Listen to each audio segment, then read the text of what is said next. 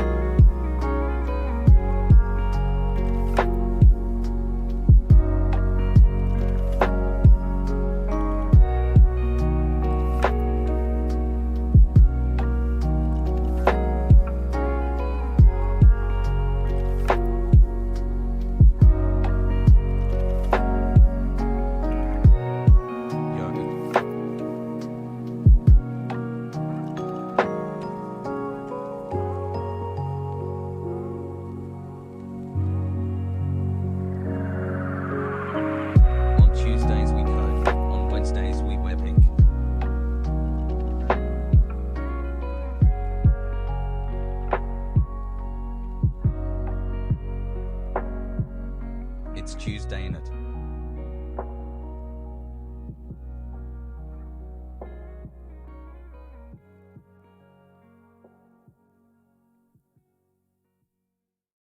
Hassle.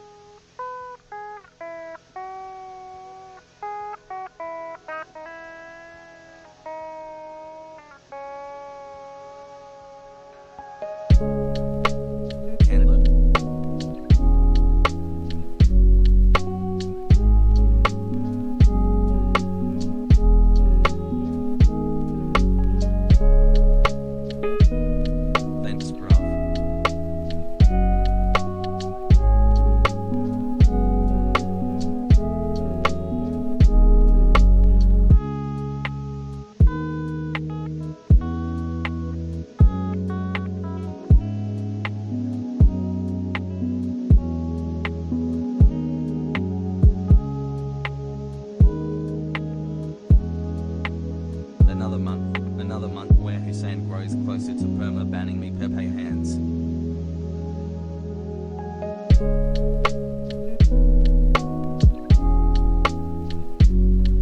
Crazy 9 months, love you chat poggies.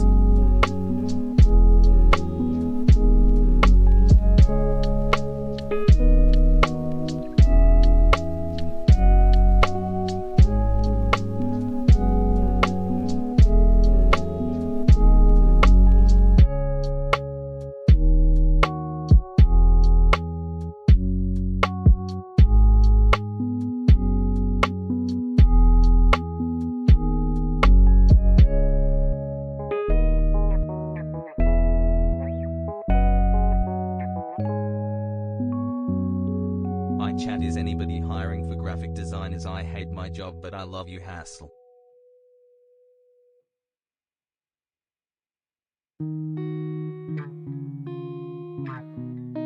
Still waiting for the epic Philip DeFranco and HasanAbi collab.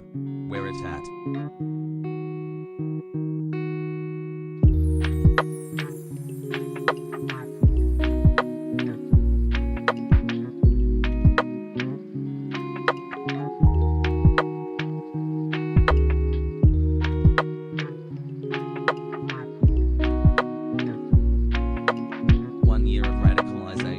Love you, Hasan.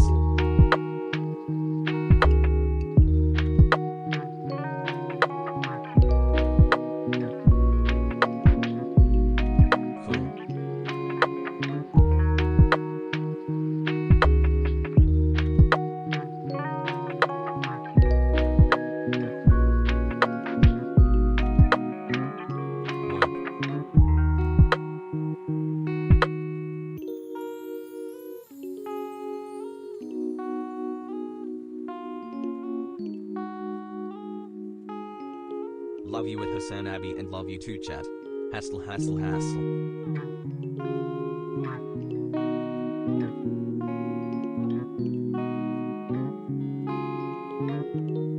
3 months jammies.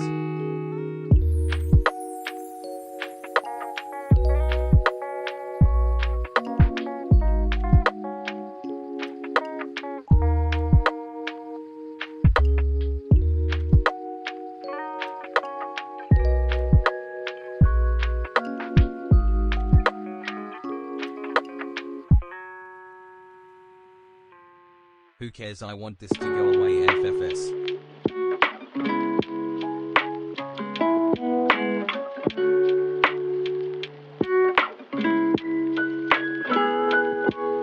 Clement is out on PS5 Pog Gaming today, Hasan.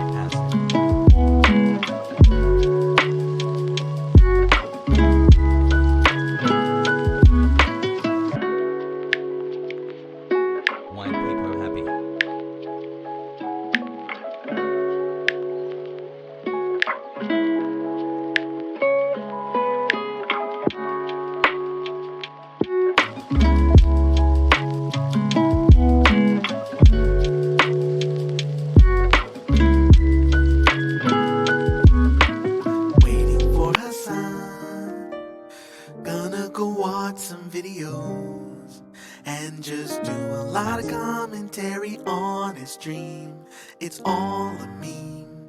So now what are we waiting for? Waiting for Take my Hasan. photos, money pass. What will he do when he's live? Open up the casino, let the gambler in. It's time to sit. I bet we're gonna be sitting here waiting for Hasan. I used to come here for politics.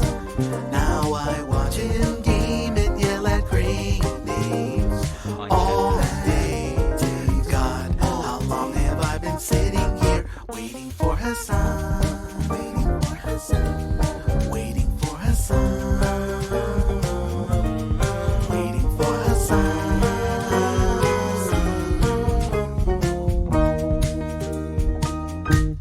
What's going on, everybody?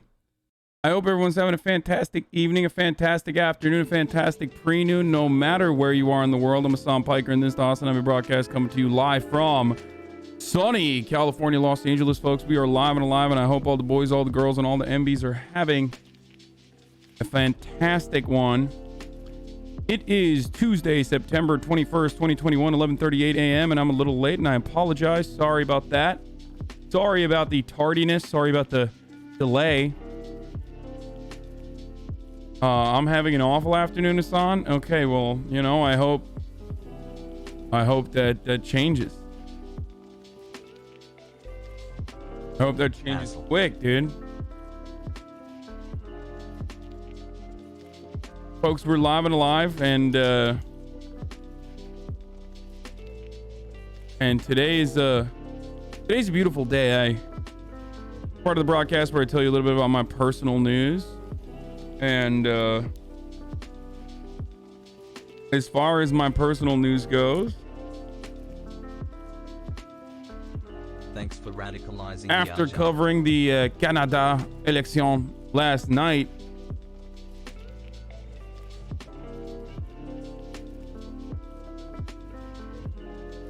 Deathlock. after covering the Canadian election last night, I immediately went back and finished the first season of none other than Twin Peaks. I'm still watching nonstop.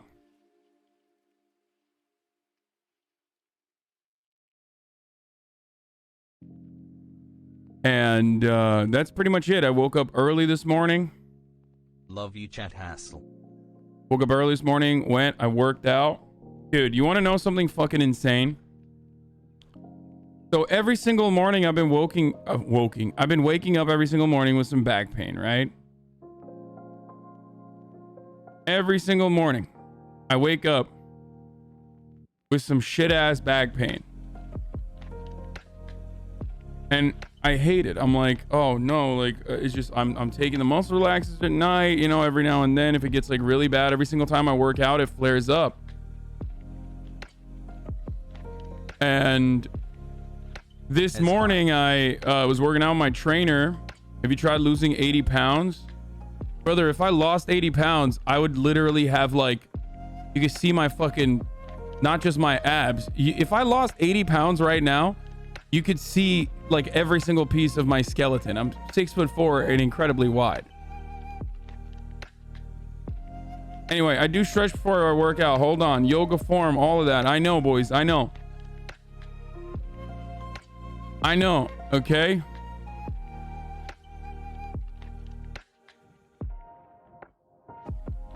So I have to train, like I have to. And I know that, like, you know, part of the recovery process is just training, right? Yeah, I'm still lifting. The thing is, boys, I'm a strong man. Okay, there's no reason to hide that reality. I'm a strong boy. Okay, I'm a very strong boy. I'm a big boy. I can put up a lot of weight. Compound muscle exercise, I can put a lot of weight. Regular exercise, I can put a lot of weight. But you know where I'm not strong at all? I am weaker than the average chatter even. Anything that is calisthenics, anything that focuses on my cardio, anything that focuses on my body weight. So I have basically been doing a lot of isolated, single leg body weight exercises. Those things, dude, I'm gonna tell you something. Calisthenics are so much harder for me than anything else.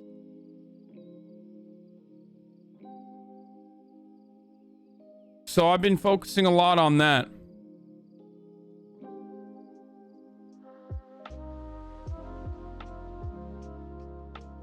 And that is basically what I've been working on. That's basically what I've been doing. And it's been going really well. But this morning, I was still... So you can't even move your own weight? No, I can move my own weight, but it's just like... I can't put my entire body on one leg and do a pistol squat. You know what I mean? Like, that's what we're talking about. Like, what we're talking about is like isolated exercises that put your entire body weight on like one fucking part of your body. You know what I mean? So that's a lot of, a lot of my exercises, a lot of my workouts revolve around that currently.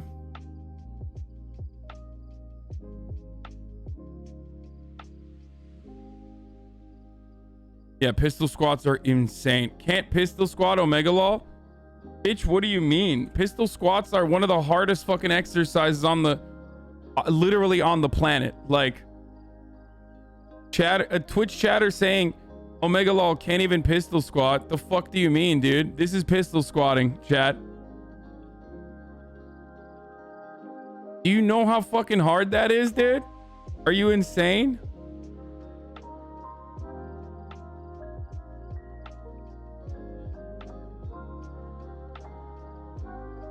Anyway, but the point is, I actually have good news. So I'm terrified, right? I'm thinking to myself, like, do I have to just like take medication to deal with this forever? Like, this sucks, right? No, dude. Guess what? This morning, my trainer's like, yo, let's roll you out. Let's do a little deep tissue. So he starts fucking me up, dude. I mean, he's just like getting right up in that ass, dude. He's getting all up and down my back. Just first time I've ever used a safe word in my entire life. When I've done like deep tissue with physical therapists before, doctors. I literally I've never been like, that's it, pineapple, fucking please, you're murdering me. So, but the reality was, it was just that. It was my upper back that was basically pulling my lower back because it was so tight, and it was pulling my lower back and stressing my lower back out. And that's why I'm constantly in pain and lower back pain, constantly have lower back pain. I did that. And then I rolled on I rolled the same like problem area on a lacrosse ball, and dude, it was like magic. No amount of ibuprofen, no amount of painkillers can just like fix your shit better than like figuring out exactly where the problem is, and then rolling it out, and then being able to actually, like, I take muscle relaxers at night. Feels good, obviously, when I take the muscle relaxers, but it was so fucking good. Now, obviously, that doesn't always work for everyone. Hasan's safe word is Mamma Mia. No, I say Mamma Mia all the time. Chiropractors are real doctors, Pog. Let's go. No, that's not what I'm saying at all. That's not what I'm saying at all, dude. No. Everyone is different. I am a big advocate of like figuring out. I'm a big advocate of like figuring out what the fucking problem area is, and like dealing with the problem and working through it and strengthening the muscles around that weak area. so I don't ever have to experience these issues again. And I do sometimes feel like doctors tend to over rely on like over prescribing painkillers, muscle relaxers, shit like that. I'm also a big advocate of having a mini fridge. Yeah, you're making me jealous. I finally had physio appointment today, but I got to do physio for 4 months before they will consider an MRI scan. Dude, that shit's crazy, but let me tell you something, dude. I wish you all pain relief, dude. It's one of the greatest fucking things. It's one of the greatest fucking feelings when you're like, oh my God, it worked.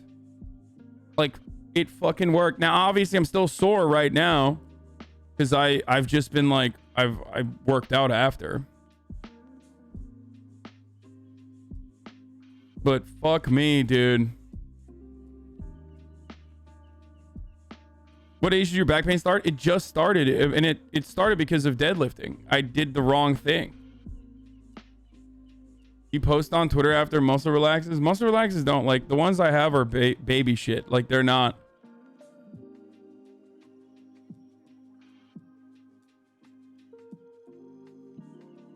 Like, the muscle relaxers I have is like fluvoxamine or something. It's not like, or I'm not even saying it right, but they're not. It was a conventional deadlift in a box too. It wasn't even like a bar lift. So it's even harder to fuck your back up, and yet I still did. On 400 pounds too. It wasn't even that heavy. It was so sad.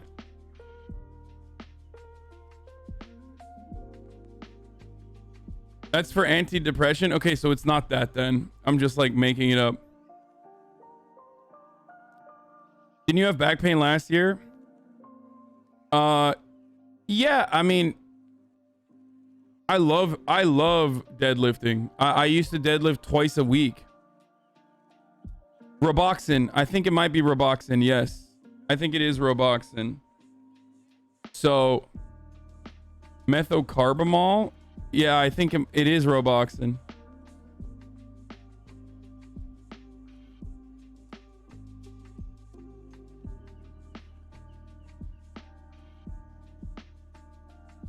You deadlifted on a Smith machine? No, dude. No, a box, like the fucking, like the side grip. I don't know what it's called. I don't even know what it's fucking called. I never use that. The one that relies more on your quads. The trap bar, is that what it's called? I don't even fucking know what it's called. That's how little I've ever used that. It's a hex bar. Yeah, I guess. Let's see. Let me see. Yeah, it is. Yeah, I use the hex bar. Or an open trap bar, whatever. Your frame is massive. You have so much potential. Get off stream and go to the gym. Dumbass chatter. I fucking work out before I stream. I'm literally talking about how I worked out this morning before I... Thanks, Twitch chatter. Get off stream and go work out. Thanks, chatter. So I never use this. It's supposed to be safer than deadlift bars. I never use it though. I like the straight bar. I've always used the straight bar. But yeah, it's just wild. For me, it's fucking wild that like a lacrosse ball did something that like medication couldn't. You know what I mean? I love that shit, dude. Oh my god. I'm taking ivermectin now.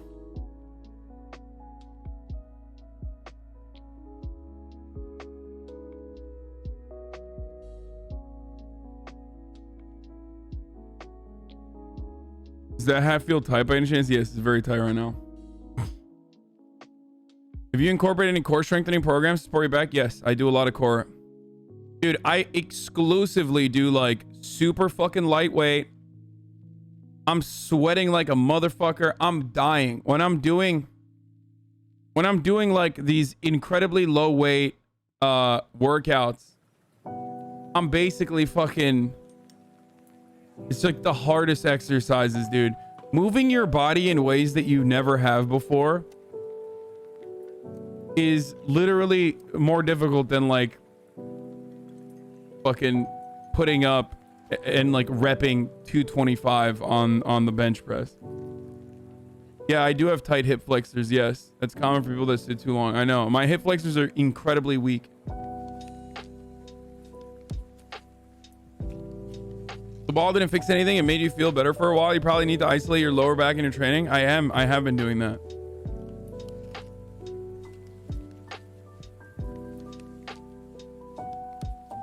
No, what ended up happening with the fucking ball was that it probably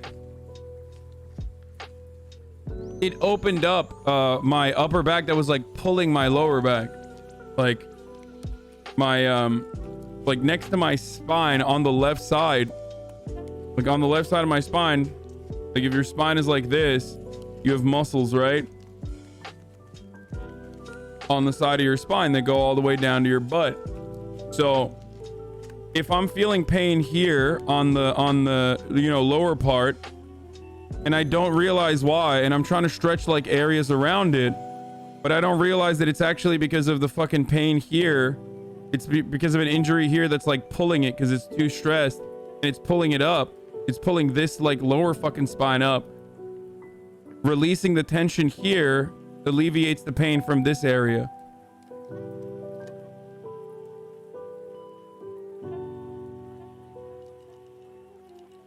Anyway, it's not a slip disc, no.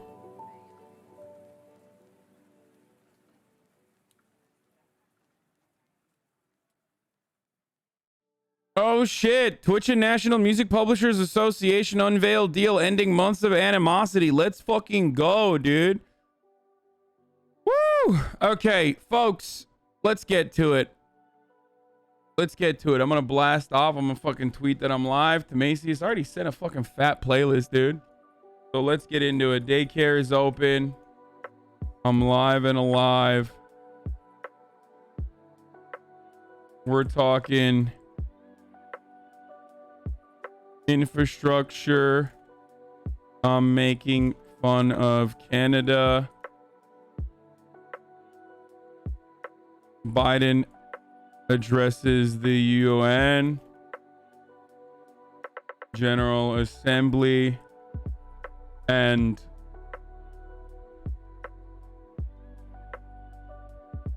is he that much different than Trump on immigration?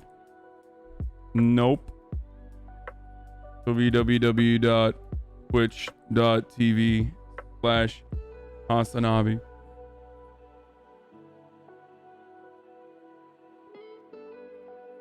Vic Berger, Glenn Greenwald did it. Okay, let's start off the top dome here. Let's see what the Red Iron Dome funding only pulled because of progressive pressure. Ooh, shit. That's some spicy, dude.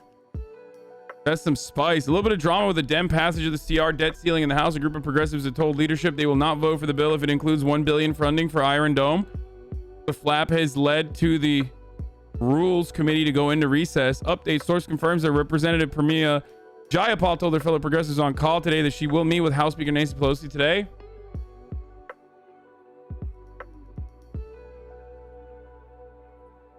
That's crazy. But they don't do enough, dude. I mean, they're just bad. They're fucking fake. Like, that's not how Congress is supposed to be building the fucking Vanguard Party. So like chipping away at this a little bit, even that is not enough. I mean, it literally isn't, by the way. This is like marginal improvements, but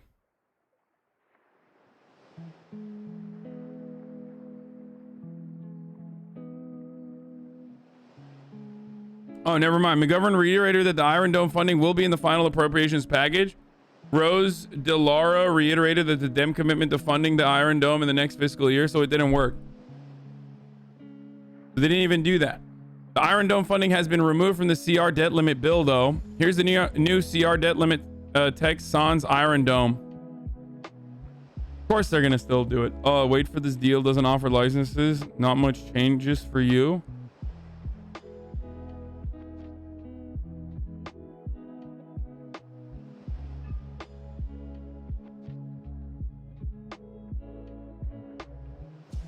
Did you see the kid that went to a board meeting to talk about mask mandate because his grandma died of COVID and the teachers laughed at him? What the fuck? No, I did not.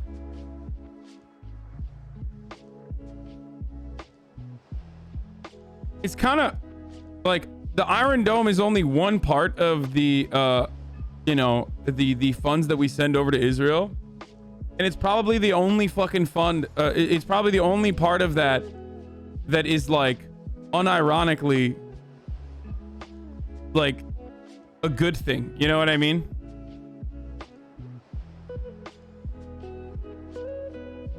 But allowing Israel to maintain its autonomy, if it wants to do so, without American funds constantly being funneled into Israeli defense, Israeli weapons, no matter what, that's a good thing. Iron Dome, weapon systems, the $750 million weapons, the arms deal that Biden facilitated in the aftermath of that fucking 15-day massacre in Gaza. Ultimately, all of that is, you know, burning a hole. At the very least, you know, pulling away funds from that and, you know, telling Israel, like, yeah, listen, you're on your own. You got to do this on your own. Not bad. Good thing.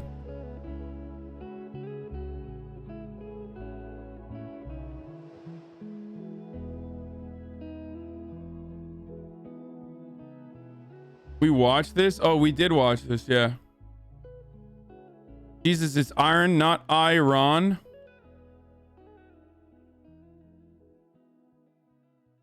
Schumer compares Biden's refugee policy to Trump's on the Senate floor. Dude, Chuck Schumer is such a pussy, though. Like, I'm gonna be honest with you guys. I'm like, there's two things that he did that I just like am really frustrated by. I might actually end the stream early today, folks. Sorry. The Senate Parliamentarian decided I can't stream for 8 hours every day.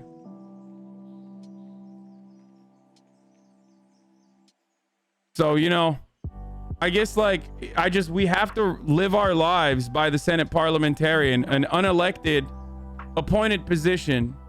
You know, we're just beholden to the Senate Parliamentarian going forward, folks. That's just how things work. Except that's not how things work.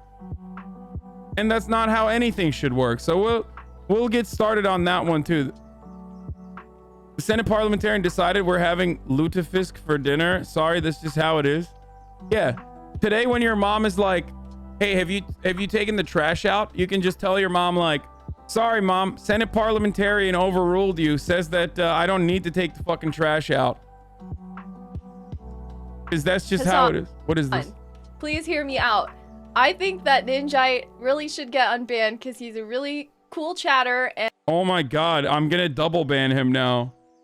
Simpjite went to Mafia Jinx thinking that like Mafia Jinx could plea for him to be unbanned from the chat. It's never happening now. There's no shot. Does a lot of nice stuff for everybody and means no harm or maliciousness and is no, he doesn't. He's just fucking annoying. Simply just a good person, and you should let them back in to your community. Please don't ban me for asking you. No shot. All right. The band continues. Lyric talking mad shit. Here comes the Turkish people. Oh. You guys think you have a kebab umbrella? Like, where did your guys' heads become so fucking big where you think you have the fucking umbrella over the kebab kingdom, you fucks? All right? Get the fuck out of here. Wow. This is war. Get the fuck out of here. You guys got no fucking umbrella. Wow, dude. We do. You do Lambo, adam. Turkish people be like, I don't understand what he's saying, but he said Turks. I don't like. He said kebab Turks. I don't like it. Ne diyor abi?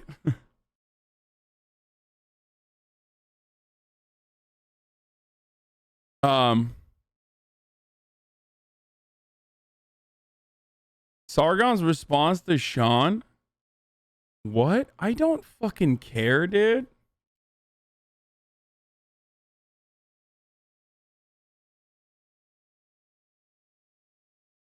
Why would you ever send that to me? Like,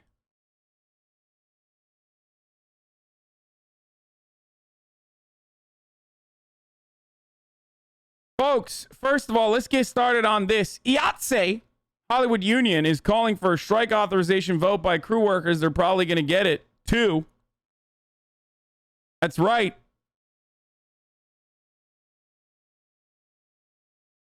It's about to pop off. The vote, which will allow International Union President Matthew D. Loeb to order a strike if members authorize it, will be nationwide, according to the union. IATSE is about to hold a strike authorization vote amid stalled contract talks.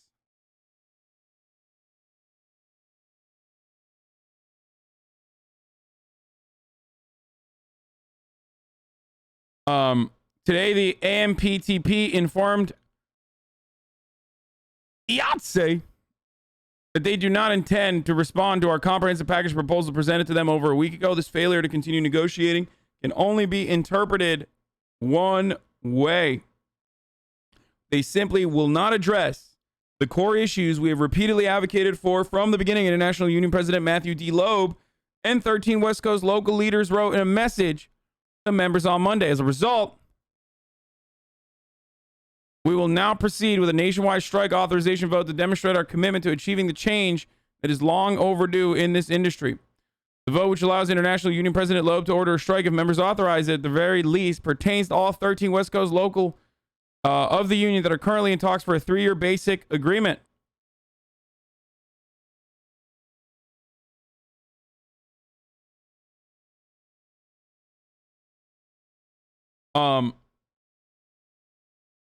This is the International Alliance of Theatrical.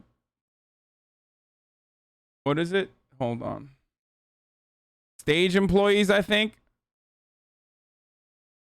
I don't know. TYT is actually unionized by IATSE as well. They are the stage employees. The International Alliance of Theatrical Stage Employees that are currently talking to the they're moving picture technicians, artists, allied crafts of the United States.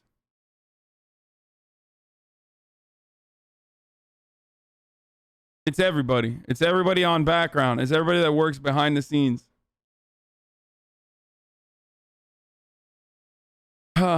Anyway,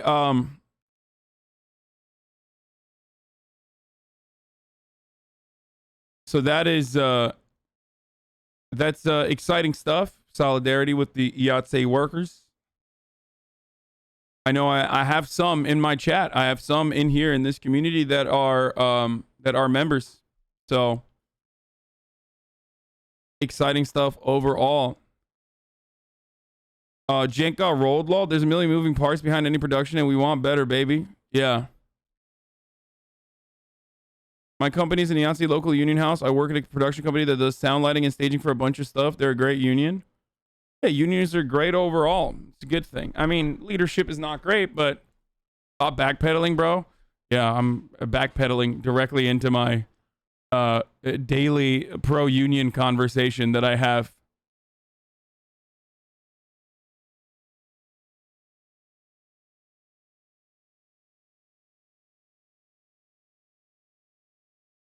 Anyway, I believe what they want. I looked into it. Bro, their social media is dog water. I'm sorry. I know they follow me and all, but like, dude, the IATSE social media is so bad. You guys got to do better. Like, you have to fucking tweet more, dude. What the fuck are you guys doing? Like, if you literally go to their Twitter, look at this. It's just like, maybe they posted more since then, but oh my God, dude. It's like, you can't even fucking tell what the fuck's going on. You can't tell. Okay, this is like all new. This morning I was reading up on it before, like when the announcement was coming. Okay, this morning I was reading up on it before the announcement was coming, like when I first woke up, and there was like nothing. They were just like retweeting some people saying like solidarity with the union, but I was like, so what is it? Like, what are the demands? Stuff like that. You know what I mean? Like, anyway, luckily they're posting more now. If you're enjoying the Emmys, please. This was like the last thing that I saw. I was like, or these two were the last things that I saw. And I was like, dude, what do you guys do? Or no, Adam Conover too. Like, what's going on? Like, I need to know what's happening. I'm currently in production. I stand with the IATSE. Our crews are asking no more than weekends off, a good night's sleep, and a living wage. The AMPTP is unwilling to provide that bare minimum. Tells you everything you need to know. Give him hell.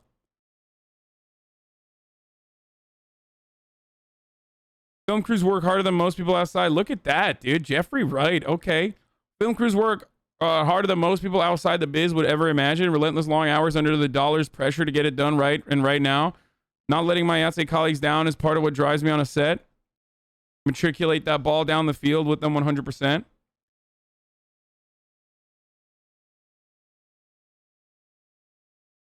Go read anonymous horror stories on IA stories on Instagram. We need change.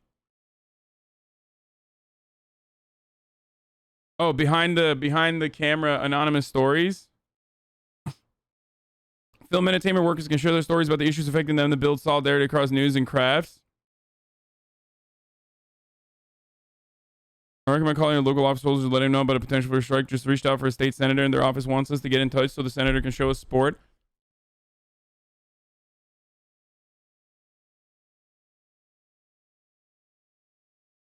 Read Noah on a Boat's chat history. This is your fault, nephew. TYT should not be unionized. What? Why are other chatters like fucking sending me other bad chatters? Like, what are we doing now? A lot of the strike is from all the streaming movies that are coming out. The profit from movies on Amazon, Netflix, etc. do not contribute to their pension for retirement.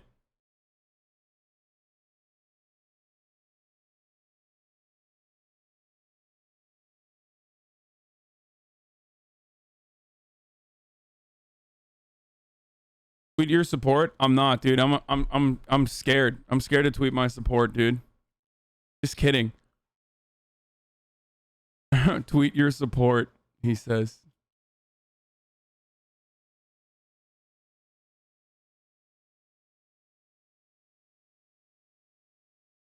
You see Bolsonaro defends unproven COVID treatments on the ONU shit? No, we'll look at all the UN general, we'll look at all the UN stuff in a second. Yeah, Jeffrey Wright, I'm surprised, is like pro IATSE, considering how much of a lib he is and like how anti-Bernie he is. But, you know, cool that he's pro-union. That's the thing, though. Like, Hollywood is one of the fucking industries that is like heavily unionized, okay? You got SAG, you got AFTRA, you got IATSE, you got all these like different things. And it's a good thing. Like that's these are massive moneymaker industries that are robust, they're successful, and protecting all of the parts of production, all the parts of producing that content is a beautiful thing. It's a wonderful fucking thing. And it's a good thing. And it should stay that way. And guess what? You can still have a multi-trillion-dollar fucking industry while simultaneously having nearly every facet of that industry be well-paying or decently paying unionized labor.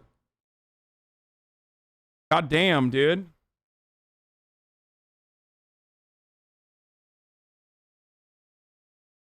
And if that shit didn't exist, these people would die, bro. Like, they would literally fucking murder everyone. Like, all the best boys, all the key grips, all the funniest fucking terms that sound like sex terms.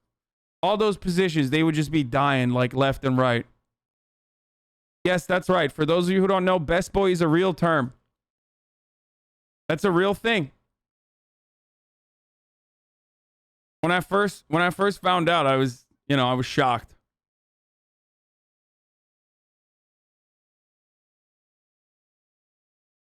Key grip, best boy, gaffer. There's a lot of weird terms for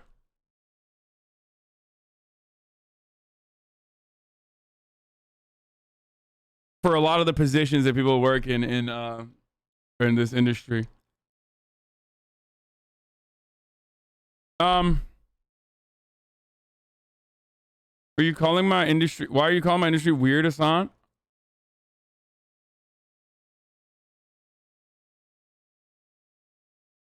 The internet doesn't surprise me anymore. Just, what?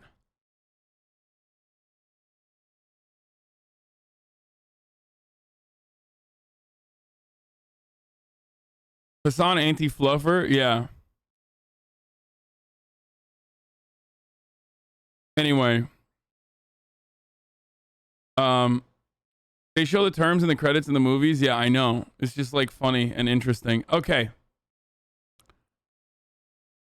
Okay, so they finally released this. We're fighting to ensure that most powerful media corporations on the planet treat the film and TV workers who produce their content with basic human dignity. Retweet if you stand with us in this fight. Okay. Yesterday, after months of negotiating, the Alliance of Motion Picture and Television Producers announced it does not intend to make a counteroffer to our most recent proposals. Really dumb. What a dumb time. If there has ever been an opportunity when there's a fucking tight labor market, if there's ever been a moment for unions to take action and actually stress the companies that they fucking work for, it is right now. We have a massive shortage. We have a shortage for service industry workers all around the country. We just have a tight ass labor market regardless. Okay? So tight that I sometimes forget that the top of the hour ad break is upon us. Okay? But what I don't forget at the very least is informing you that you don't have to see those ads. You can have an ad-free broadcasting experience. All you need to do for that is subscribe. You can subscribe for $4 because it's September. You can subscribe for free with a Twitch Prime if you have an Amazon Prime account. You can subscribe. If you don't want to subscribe, though, you can use an ad block or a VPN. You don't have to subscribe. You don't want to. But here's the 1-minute ad break now. The vast majority of time and money in modern movies is spent in post-production, yet those digital artists get rolled. They have no union. Even places like Pixar and ILM screwed over workers and wage suppression schemes and is really exploitative. Oh, yeah. So...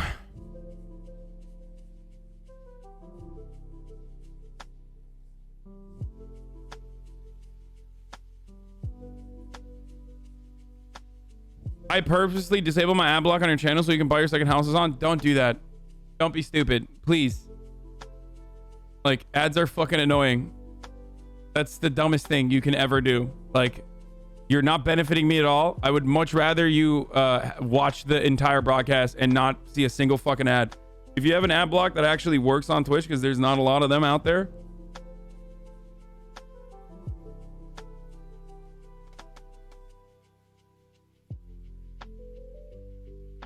anyway, I made you a 60-second loop that you can play while you're cooking. Oh, shit, dude. What? Oh, my God, dude. I love you.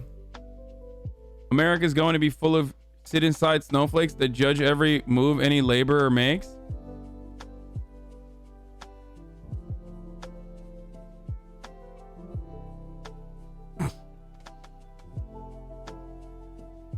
Yesterday, after months of negotiating, okay, so the AMPTP has failed to work with us on addressing the most grievous problems in their workplaces, including unsafe and harmful working hours, unlivable wages for the lowest paid crafts, lack of reasonable rest during meal breaks between workdays and on weekends. Additionally, workers on so-called new media streaming projects get paid less, even on productions with budgets that rival or exceed those of traditionally released blockbusters. Streaming is here. New media isn't so new anymore. It is incomprehensible that the AMPTP, an ensemble that includes media megacorporations collectively worth trillions of dollars, claims it cannot provide behind-the-scenes crews with basic human necessities like adequate sleep, meal breaks, and living wages. Worse, management does not appear to even recognize our core issues or problems that exist in the first place. These issues are real for workers in our industry, and change is long overdue. The explosion of streaming combined with pandemic has elevated and aggravated working conditions, bringing 60,000 behind-the-scenes workers covered by these contracts to a breaking point. So much content is being pumped non-fucking stop. We need to make Addison Ray vehicles, folks. Okay? We need more Addison Ray vehicles. And guess who's working? Guess who's the best boy? You, motherfucker. That's right. You're the best boy on the Addison Ray vehicle. Time to work fucking insane hours for low pay. We need to keep pumping out those fucking movies, dude. Get back to work. So that's precisely why these guys that are overworked in this situation are, you know, fighting back. Actually a good thing.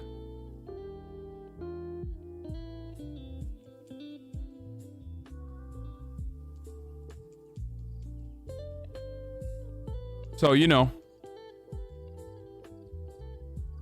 I watch so many of my friends toil 12 to 16-hour days doing hard work for minimum wage, no insurance or benefits. The industry is cruel and abusive for BTL workers. We risked our health and safety all year working through the pandemic to ensure that our businesses emerged intact. Now we cannot and will not accept a deal that leaves us with an unsustainable income. In response to the AMPTB's action tactics, IATSE members are mobilizing in preparation for a nationwide strike authorization vote to demonstrate our commitment to achieving change that is long overdue in this industry. Fuck yeah. Fuck yes, dude. That's great. Why do you keep saying IATSE like it's a corn lyric? I don't know. I just like saying it like that. Shut up.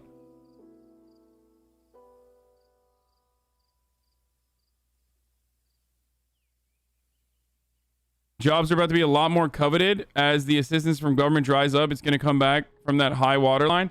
Oh, is it? Is it now? That's interesting you say that, because it hasn't yet. I've been thinking a lot about this. I've been thinking a lot about why there simply aren't, why, you know, the labor shortages are continuing in areas where they have actually, in states that actually ended the unemployment insurance benefits and whatnot earlier than they were supposed to. And there's still shortages. And I think there are a couple of reasons. I think a lot of people are able to take advantage of the continued eviction moratorium in places like California and whatnot. Okay, and places where like UI has not dried out yet, or UI still continues. That's one. Two, I think that a lot of workers fucking died. Like, something we forget about is that like nearly 1 million people died in this country.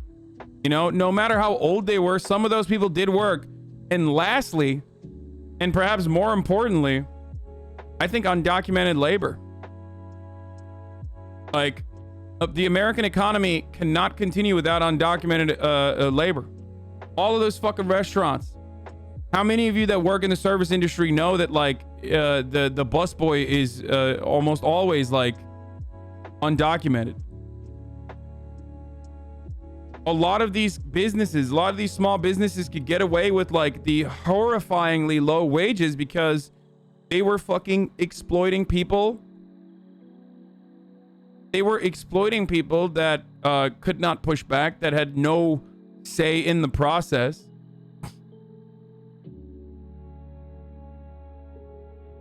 And I do feel like the incredibly restrictive immigration strategy that the Trump administration implemented, that the Biden administration is still continuing with. I think that is one of the main reasons why businesses are struggling.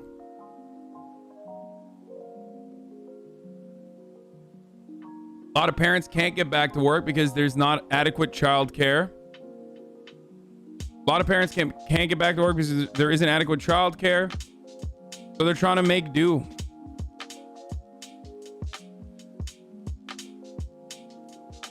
So that's what's going on right now, which of course leads us into our first story of the day. The Biden administration faces questions over disturbing images along the southern border.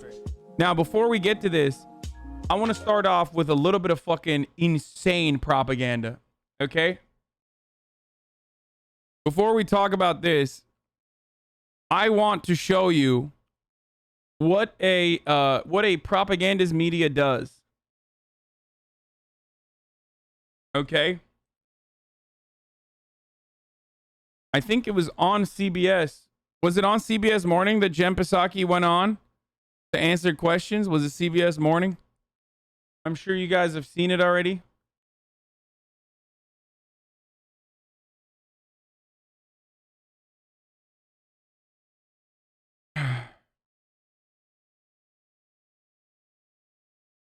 I mean, just like insanity, Jen, a dude. follow-up question on Haiti. But it's not even that. It's not even just this. But I want to show you guys something. Did you already cover Mike Preisner confronting Bush? Yes, yesterday. Was it on MSNBC? Let's bring in White House Press Secretary Jen Psaki. She's here ahead of President. Yeah. What's up? What's going on, dude? Jen Psaki on the fucking morning show, dude? What? Why is Jen Psaki going on the morning Biden's shows? first- Oh, no reason. Just to fucking lie to the American public. That's right. On behalf of on behalf of an administration that is continuing on the white supremacist, white nationalist immigration policies, the white nativist immigration policies that the previous administration put in place. That's why the fuck she's here. So let's circle right on the Jen Psaki and let's hear what she has to say. UN General Assembly address as president. And Jen, I want to get to that. It's a big address from the president, but these images along the border are shocking. And the bar is high for shocking images along the border. You've called them horrific. What did the president say? How did he feel when he saw them? He also felt they were horrific and horrible. I don't know anyone who could watch that video and not have that emotion. Last night, our Secretary of Homeland Security put out a statement conveying there'd be an investigation, that he's going to send additional personnel. And I think it's important for people to know this is not who we are. That's not who the Biden-Harris administration is. And we're going to... Dude, I fucking hate liberals so much, dude. Oh my fucking God, okay? Every goddamn liberal that follows me in my DMs was like, actually, those aren't whips, sweaty. Those aren't lassos like the slave patrols had. That's just the reins that he's using to hit these Haitian asylum seekers, these refugees, these people that are seeking help from the American government foolishly. Oh, dude, fuck, man. They're reins. He's whipping them with reins, not an actual whip. Never mind, I guess. I guess then it changes the dynamic dramatically. Thank you for correcting me, sir. Bro, they literally are getting fucking food from Mexico because they can't even go and get it in America. They're getting aid from Mexico. They're going back into Mexico, getting food, and then coming back to the fucking underpass that they're staying in. And you got racist ass fucking cowpokes over here whipping them with their fucking reins, dude. Get the fuck out of here, you psycho. You can never, ever defend a single part of this, dude. This is just white supremacy working. Can you imagine? For all the liberals that are watching me that don't recognize it, they're like, duh, I don't get it. Like, Joe Biden is always good. So, explain to me how you would feel if the Trump administration had these exact same images. Like, how fucking angry would you be? How angry would you be if the Trump admin was whipping black migrants that are seeking shelter, that are seeking help in the aftermath of a gigantic fucking earthquake that murked half their country right after political turmoil that we played a significant role in, by the way, and an assassination of their president? Like, can you imagine, dude? Oh my God, every show would be like, this is Nazism. This is racism. People will be going over to the fucking border and crying. That's crazy, man. That's actually crazy when it's like, is Mexico not letting them in? Dude, Mexico does not have the capability of helping these people. They're coming over from Mexico. A lot of the Haitian migrants that are here right now, the ones that we were speaking of, originally went to Brazil. Okay? And when the opportunities dried up in Brazil in the aftermath of the Olympics, they went over to Chile. They went over to different parts of Central America. And they could not make do. There was a lot of fucking racist sentiment launched against them. Then now they're coming into the United States.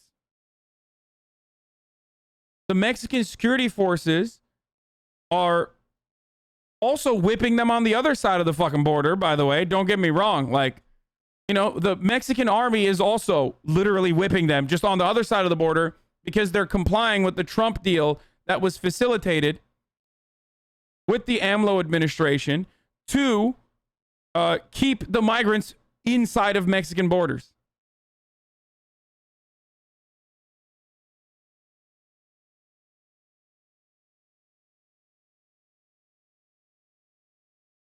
They covered up no human is illegal. I love that, dude. I mean, this is like fake. I don't think this is real, but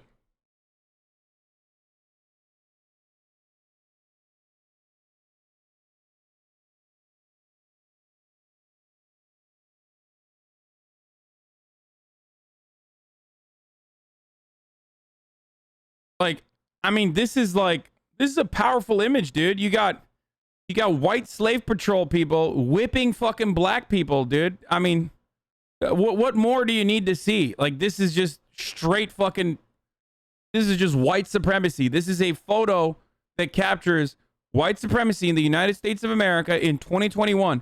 It is still alive. It is still well. And it's popping off. Like,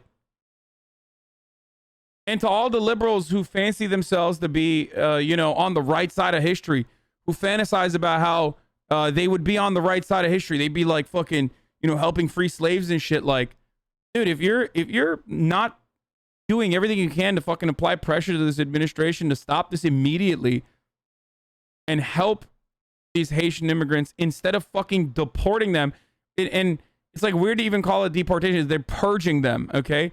They're literally fucking throwing them in planes and shipping them back off to fucking Haiti right now.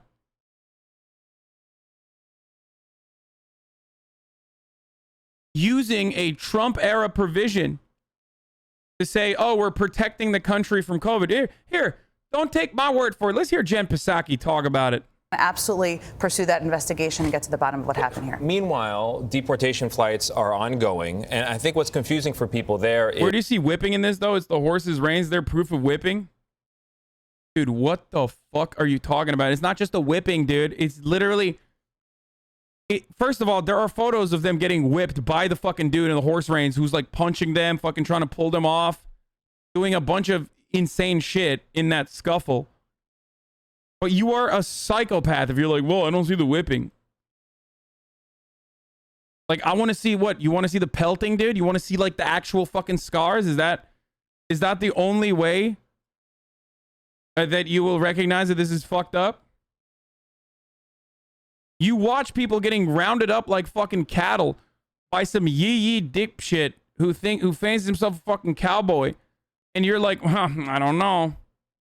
Secretary Mayorkas back in May said to Haitian nationals already here, we know things are so terrible in your country that you're going to get a temporary extension. We're not going to send you back. Mm-hmm. Your case is going to be ongoing. You're going to be here. Shouldn't that same idea apply now?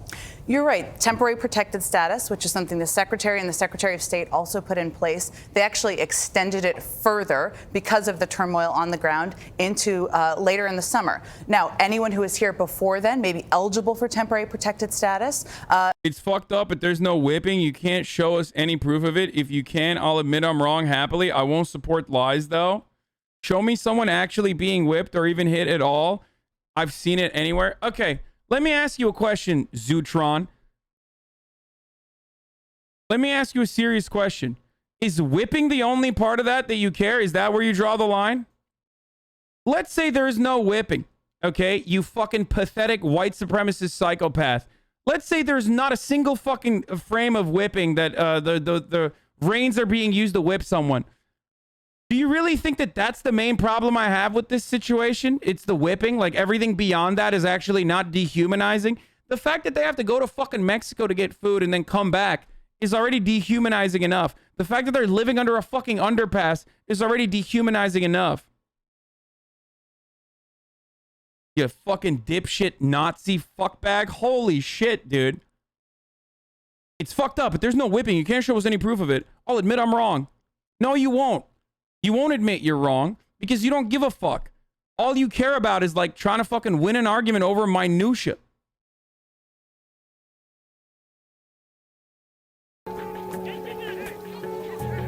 Here you go, dude.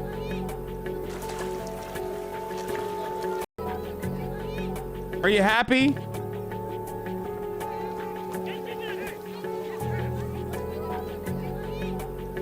Are you fucking happy, dude? Is that good? Are you excited now?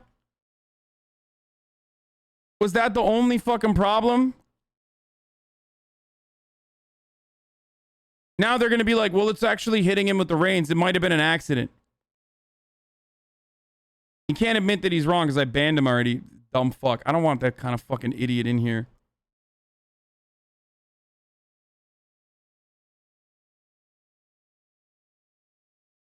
It's hard for Chuz to understand the struggle of immigrants because they don't see them as human, just third-class subhumans. Is so aggravating. Yeah.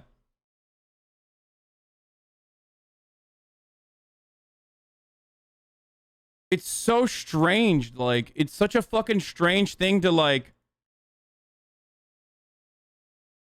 It's such a strange thing to hyper-focus on, dude.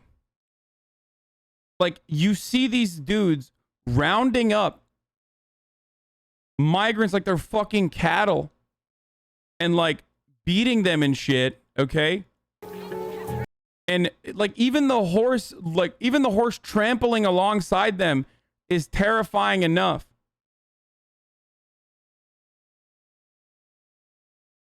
And your hyper focus is like, are they actually whipping? God damn, dude. It's some real fucking... That's some real mayonnaise monkey shit right there. Fuck, dude.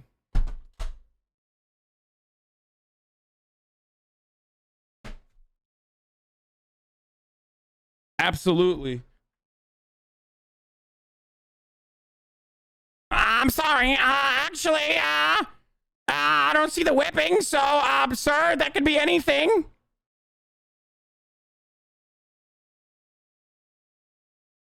Fucking idiot.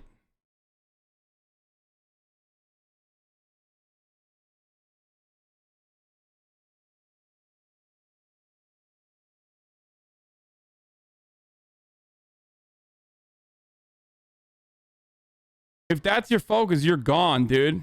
Your brain is gone. People may be eligible for that. But right now, we also have to implement our laws at the border. We also want to protect people, both in that community, but also migrants. One of the challenges as we're... Bro, saying we want to protect migrants is literally the Trump administration's bullshit fucking line. Okay? Oh, we want to protect the migrants. And that's how we protect the migrants, by sending them, by tossing them into a fucking plane and shipping them back to fucking Haiti. That's how you protect migrants. When they're literally coming into this country and going, please help us. Instead of offering them due process, instead of accelerating paperwork or even offering them the opportunity to put in fucking proper paperwork for asylum seeking, we're just like, get the fuck out of here. Get the fuck out of here. We're going to lock you in a fucking plane and just ship your ass back to Haiti. That's how we help the migrants, dude. This is exactly what the Trump administration said and did.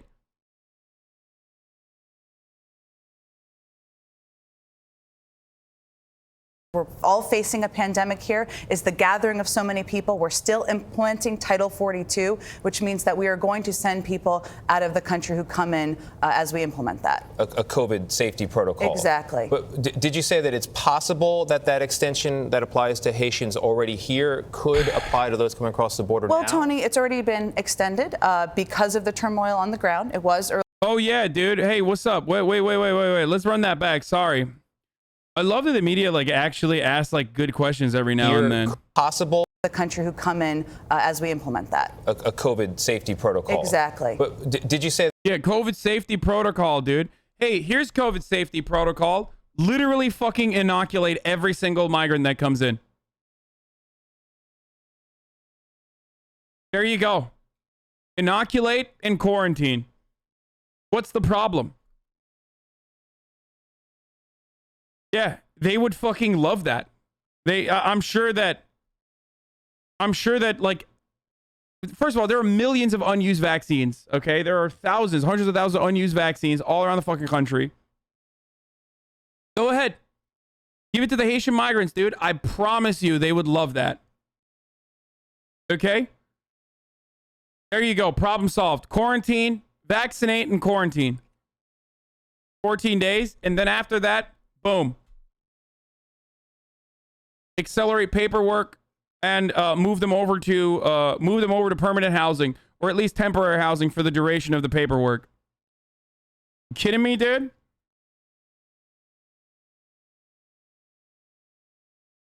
Nothing. There is no, this is bullshit. This is absolute bullshit.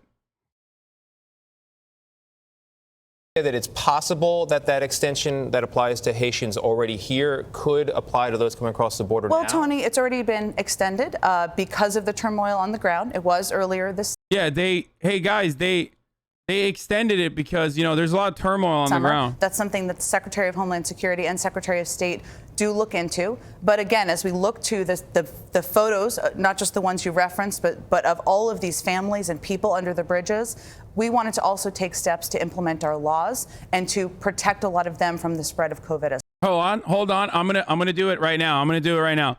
We are a nation of law and order. We are a nation of borders. The only difference between Jen Psaki's rhetoric and also her defense is that she's not saying that these guys are dogs. Okay, that's it. The only difference between her and Donald Trump is that she's not saying these guys are not human, they're dirty, and they're fucking, you know, coming from shithole countries. That's the only difference. And if you hyper focus on that as a fucking standalone to say like, well, you know, okay, well, that's still different. That's still important. Okay, who gives a fuck, dude? Ultimately, if you're treating these human beings that are looking to us for help as dogs, it doesn't matter if you fucking call them a dog or not from the bully pulpit. You get that, right?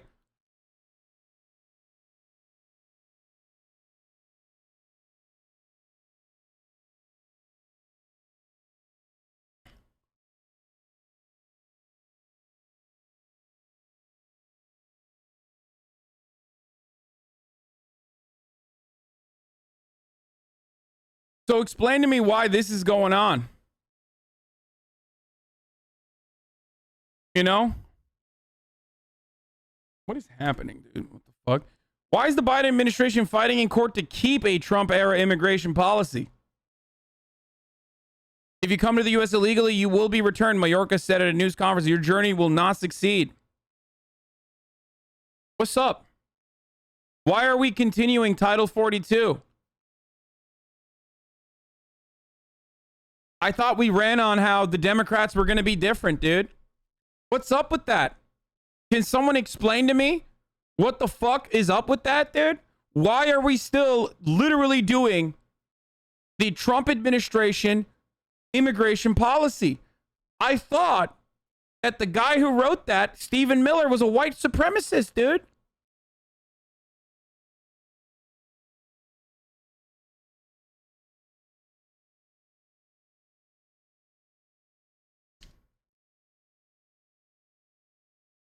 What's up? Whip or no whip? This shit is unacceptable. Unfucking acceptable. So progressive this administration is. So good.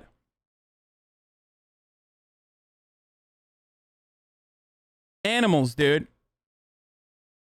These people in polite society are the real fucking animals. They mistreat migrants and human beings that are still trying to fucking survive, okay?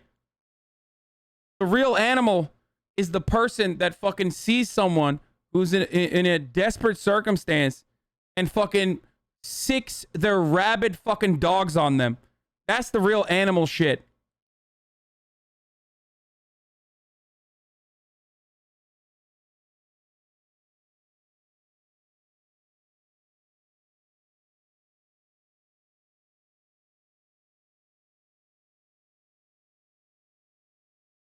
As well. You know, there's a lot of incoming, Jen, at the White House these days. What will be the president's message today at the United General Assembly?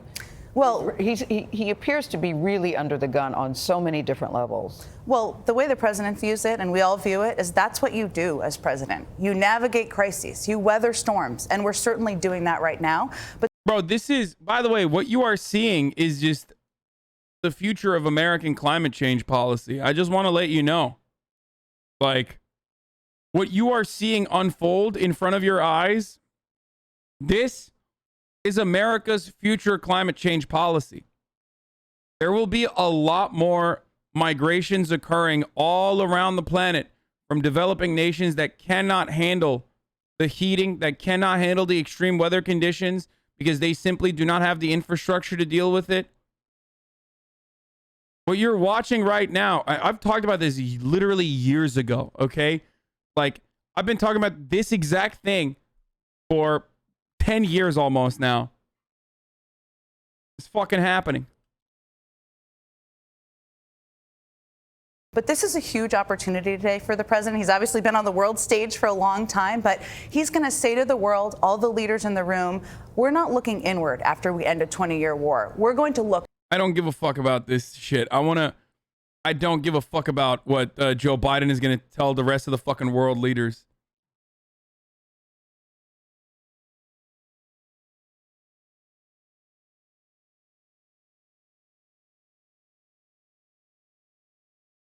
Wonderful, dude. Wonderful stuff. Also faces questions over troubling new images from the southern border. These are Border Patrol agents on horseback rounding up Haitian migrants who are seeking asylum in the U.S. Thousands of people are camped near a bridge in Del Rio, Texas, close to the Mexico border. Politicians from both parties are slamming the government response. Manuel Bojorquez is in Del Rio. Manuel, good morning. Good morning. Deportations are being sped up with 1 to 3 flights. Remember, you said either the U.S. will... I said either the U.S. will let migrants and climate refugees in or just kill them. Yeah, and they're going to kill them. I told you this. I've been telling you this for fucking years. There's only 2 ways out of this conflict. Either accelerating the cruelty that you subject those who dare come inside of our borders so that that cruelty is so bad that they don't even want to fucking take a chance, okay? They don't even want to take a chance of being like jailed and then have to work as a slave in our deportation facilities, right? Like the situation is going to be worse off for them inside of the U.S. borders rather than fucking, rather than back home. Either you have to increase the cruelty to ensure that like it's too much of a bargain for any migrant to come in, or you have to improve their material conditions over at home while simultaneously allowing as many people in as possible and focusing on integration. Flights a day departing from the U.S. to Haiti, and an additional 600 federal agents have been sent to this section of the border to help. But an incident involving Border Patrol on horseback has the Department of Homeland Security investigating. It is tragic and it is heartbreaking. After seeing the camp where thousands of mostly Haitian migrants are waiting near the U.S. border, Secretary of Homeland Security. It's sad that both parties are turning rightward on this issue. Dude, both parties have always been rightward on this issue. America is, I'm sorry, but a white supremacist fucking country. Our history is white supremacist. Our roots are white supremacist. Our fundamentals, our foundation is white supremacist. Welcome to fucking reality. There's no turn. This has always been the fucking reality. Both parties despise immigrants. They use it as a fucking talking point.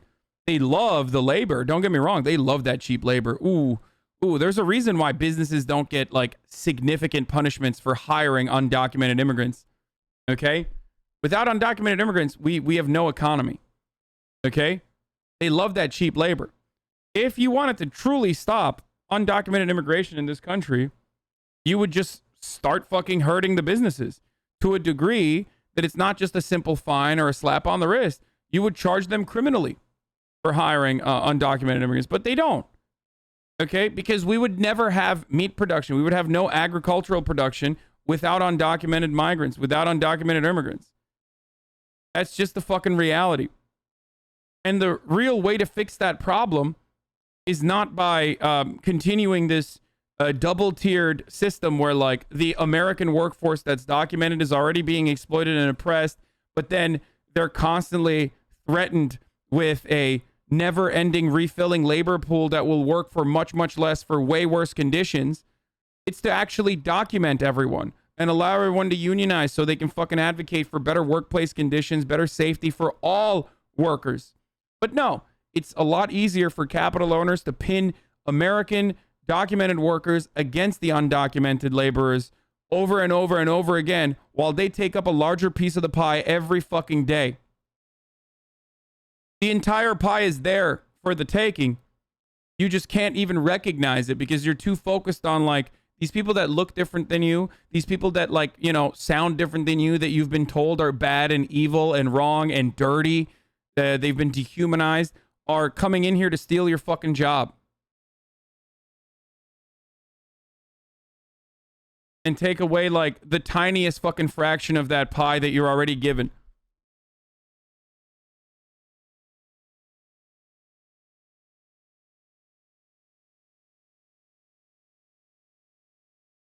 It's bullshit, though.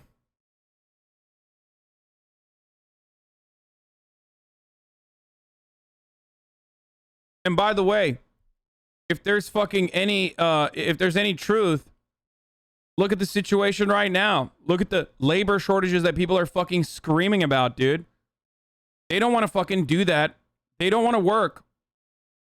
Nobody wants to work at those fucking dog shit jobs for dog shit fucking conditions for dog shit pay. That's the reason why fucking people are screeching and crying. That's the reason why the Chamber of Commerce, like, please, like, at gunpoint, send these fucking, you know, American citizens back to work. It shouldn't be this way.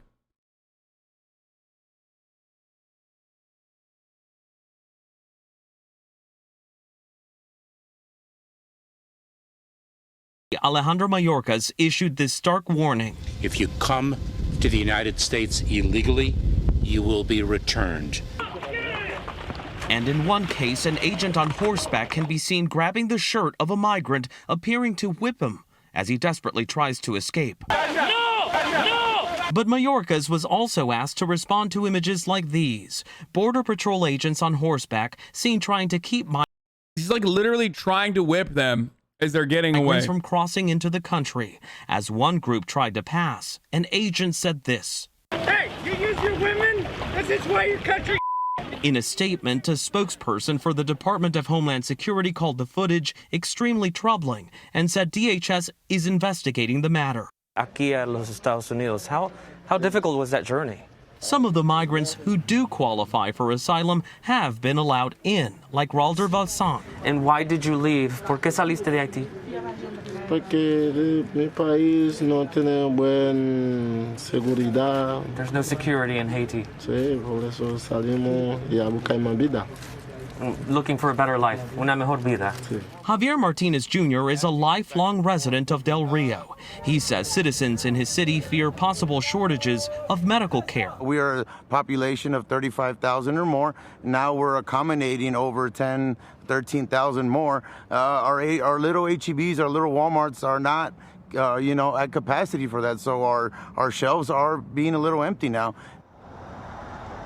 Martinez says the closure of the international bridge connecting Del Rio, Texas to Ciudad Acuña, Mexico is having an economic impact because workers from Mexico who are allowed to work here and cross daily into the U.S. are unable to do so, and some businesses are finding it difficult to operate. Tony? Manny, thank you very much. Tonight, don't come to the United States illegally. That is a strong message from the DHS secretary tonight, as more than 10,000 migrants are still living under that bridge in Del Rio, Texas. It comes as new video shows law enforcement agents confronting Haitian migrants. I thought Haitian people spoke French Creole. What the fuck? They do, but a lot of the Haitian people had to learn Spanish because they first went to Spanish-speaking and Portuguese-speaking countries. Like they went to Brazil, they went to Central America. Flores is out front.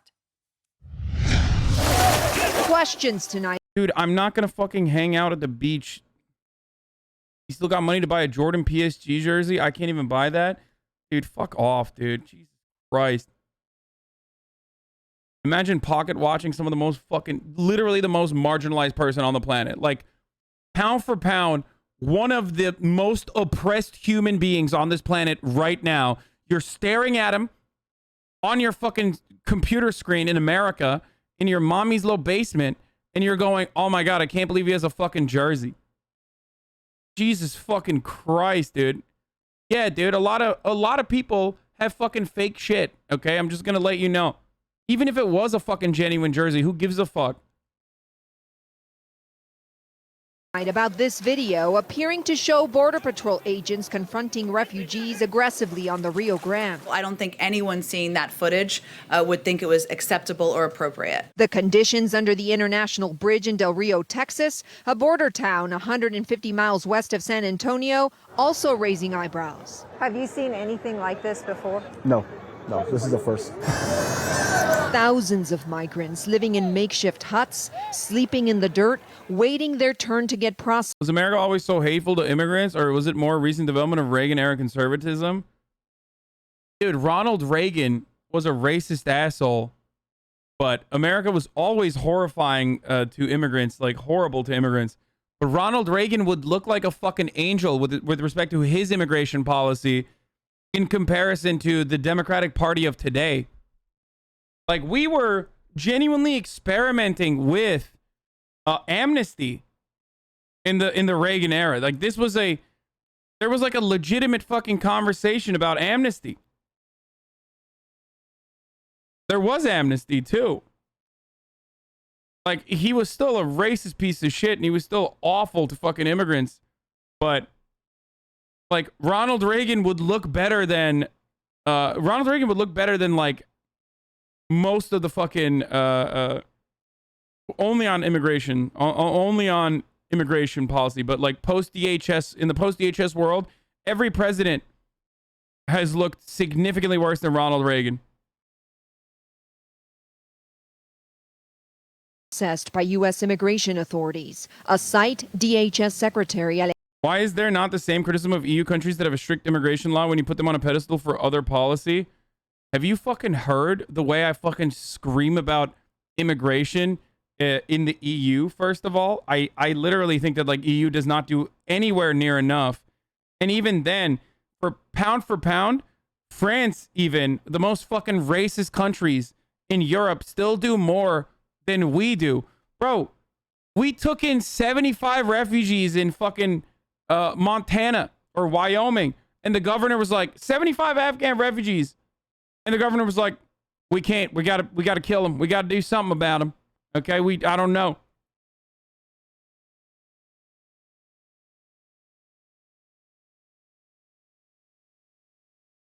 $75, dude.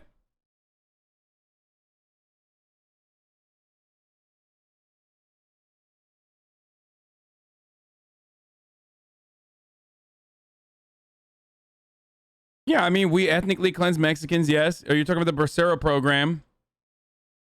Yeah, the Bracero program. Or also known as, and I'm going to use a slur here, that was actually fucking featured prominently on the New York Times. What was it? Operation Wetback? Yeah. That was literally like the title. Yeah.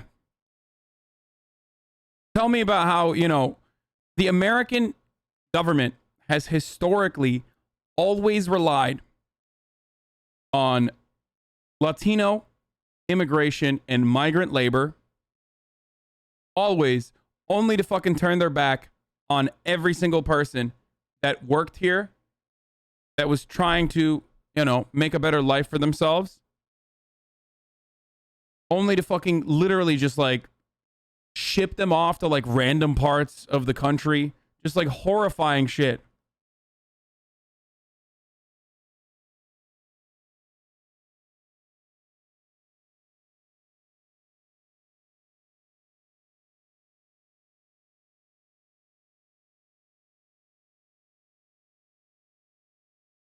Yeah, but Huerta and Chavez used that term wetback and formed wet lines on the border in their union battles. Yeah, I know. And I fucking disagree with that too. I'm aware. What are you, Tucker Carlson? Yeah, I'm aware that fucking, that like Mexican American and Latino American union organizers literally brutalized fucking migrants. Remember what I just mentioned to you. Remember what I just said. Okay? What did I tell you? It was a lack of fucking insight into taking a larger piece of the fucking pie. People seeing undocumented labor as labor that harms the union movement in this country is bad. The real way to look at the problem, the real way to identify the problem and solve it is by allowing migrants to come in, document them, and allow them to be a part of the fucking union movement. That's how this works.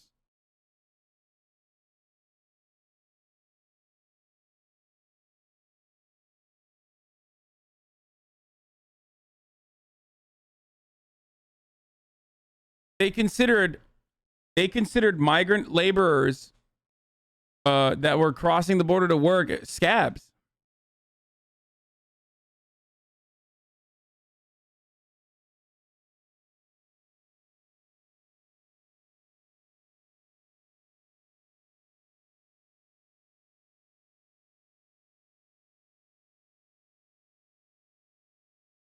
If you want to fix the labor issue, you need to give businesses an incentive to want to hire documented workers.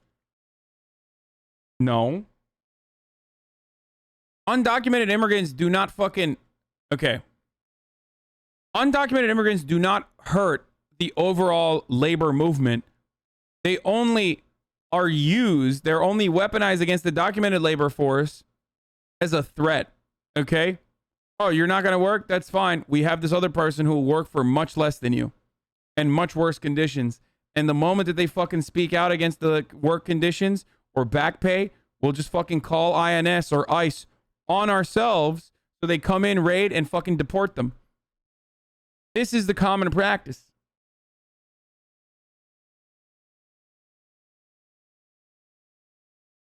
What we have to do is allow, and I don't care that the IWW supported these very racist and xenophobic policies in the past. I don't care.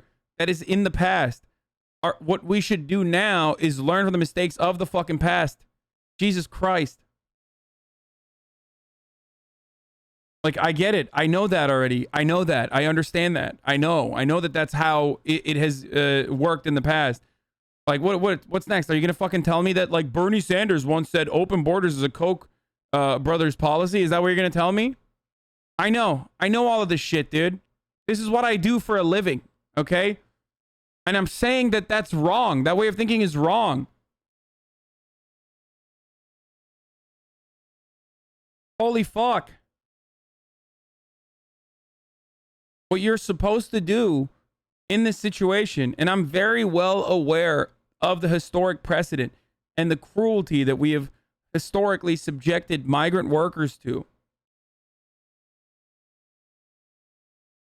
We need to change that. We need to change that attitude. We need to change the way we look at migrant workers. We need to change the way we look at migrants and immigrants in general.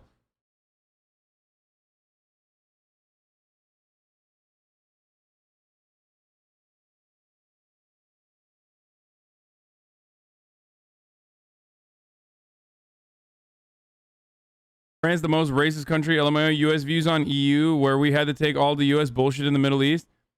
I love when a fucking French person tries to disprove that France is the most racist country and then continues to be like, we had to take in all of these U.S. bullshit in the Middle East. Like, dude, thanks, man. Thanks for literally proving my point, you fucking dumb idiot, dude. Also, you're in the chat of a fucking Muslim streamer. Like, you're literally in here talking shit about a fucking about Islam and Muslims. And I already admitted that. I said France, despite how fucking racist they are in a lot of ways, still took in a fuckload.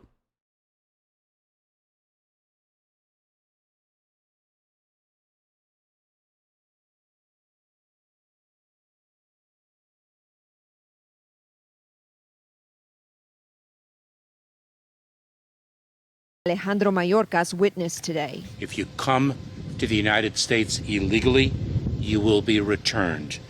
Your journey will not succeed, and you will be endangering your... Americans were treating Mexican immigrants with Zyklon B at the border because they were considered dirty. I wonder where Zyklon B was used later. Yeah, that's right. Life and your family's lives.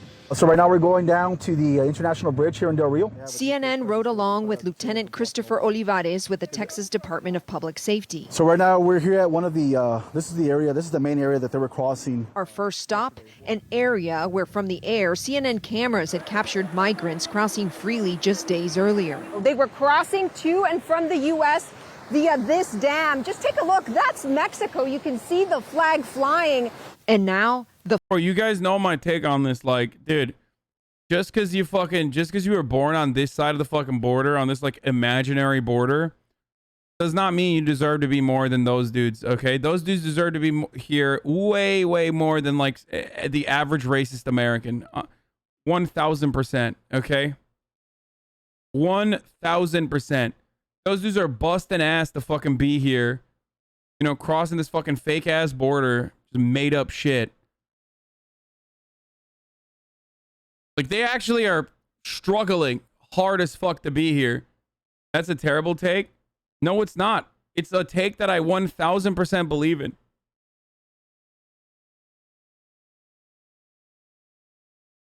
%. You can say that's a terrible take all day, dude. You can fucking cry about it all fucking day.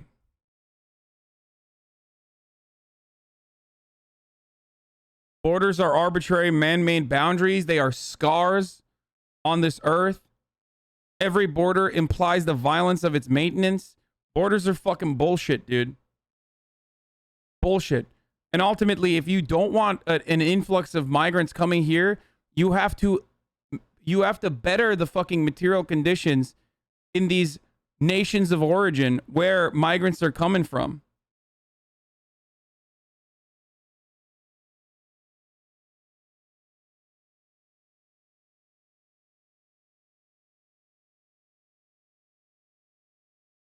I mean, yes, but that's idealist. No, it's not. It's not. It's fucking bullshit. If they were trying hard to be here, why aren't they applying their skills for a green card sponsor? I want to fucking put every single person that says dumbass things like this from the most privileged fucking position that you could possibly ever be in on a rocket ship to fucking the sun. I just want to launch every fucking dumbass that says shit like this into the sun, dude. It is some of the most frustrating and idiotic, irresponsibly privileged fucking points of argumentation I've ever encountered. It's like, are you insane, dude? Do you know how fucking hard that process is? It's impossible, dude. You think we're offering green cards to fucking Haitian migrants, dude? Are you insane? And even then, fuck the green card. What you're talking about is like an exceptional, what is it? Like, I think it's called like an exceptionality, an exceptional immigrant visa, what you're referencing. That process is expensive. Not only that, but also these people don't have fucking time for that. This is like not a time, that's a time consuming thing that is completely shut off to like 99.9% of these immigrants anyway. Okay? And also, they want to fucking do asylum seeking, which a lot of them should qualify for considering the political turmoil and devastation back in Haiti. And they can't even fucking do that. We're deporting them without even giving them any constitutional rights whatsoever that we offer to every citizen unconditionally on U.S. soil. We are treating them as non-human. And you are too when you say idiotic shit like that. Why don't they get a green card? I don't know, man. I don't know. Just think about it for like more than 1 second and maybe you can comprehend it. Imagine an earthquake fucking murders your family. Okay? An earthquake murders your entire family. Okay? A month before, your president is assassinated. Like, gangs are running the fucking streets. A lot of that, by the way, is a direct consequence of American foreign policy, by the way. Okay? And you know, you don't have a home anymore and you're like, fuck, man. I was right in the middle of my green card application process. Are you fucking insane, dude? And what they're doing is survival. The fact that you could turn around and look at a person, a human being who's trying to fucking survive and go, I don't understand, man. We fucking work for that privilege because they ain't American? You work for that privilege? The only thing you did was crawl out of your mother's pussy. You fucking vermin. You racist scumbag. Okay? That's the only thing you did. You crawled out of your fucking mom's pussy, and that's all you did. And you've been a fucking bile-infested dipshit your entire fucking life. You scumbag, dude. I fucking despise people like this. Oh my God, I would deport you so quick. Just fucking toss your ass out to some faraway fucking island, you know, and do a 1-to-1 transfer program.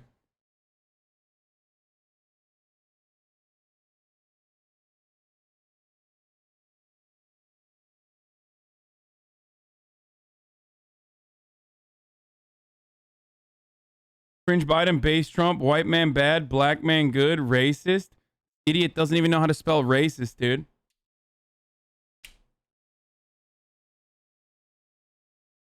You didn't work for shit, dude. You just got profoundly lucky. That's it.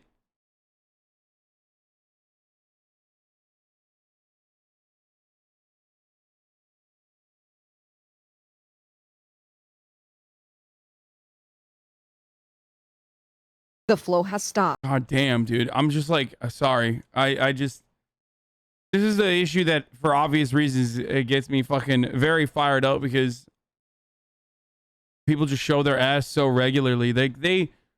It's just one issue where like so many liberals as well can just like openly be insanely fucking racist and get away with it in liberal circles too. Yeah. I mean, that photo of like, the no human is illegal crossed out is actually true. That's how liberals are. Anyway, while I'm in the middle of the rant, I forgot it, but it is top of the hour. So I'm going to run a 60-second ad break right now. Why should they get civility if you can't be civil to your chat? I don't want them to be civil. I want them to be humane. If you consider me fucking saying meanie bobini words to you, or not even to you, but like animals in the chat that are just like racist, spewing fucking bile, dehumanizing migrants, when I'm in the process of like showing imagery that's supposed to set you off, that's supposed to help you understand their humanity, then, you know, you're nothing. You're a scumbag. You're a fucking Nazi. So if you run defense for them and be like, why aren't you being civil to the fucking Nazis? I'm gonna ban you too. You suck my dick, dude. You've been in here for 13 months. You know decorum is nothing when we're talking about human rights abuses. Anyway, it's top of the fucking hour. Time for a 60-second ad break. Most green cards categories have years, if not decade-long wait lists. That too, if you qualify for those categories, which no migrant or even well-educated immigrants do. Yeah, exactly.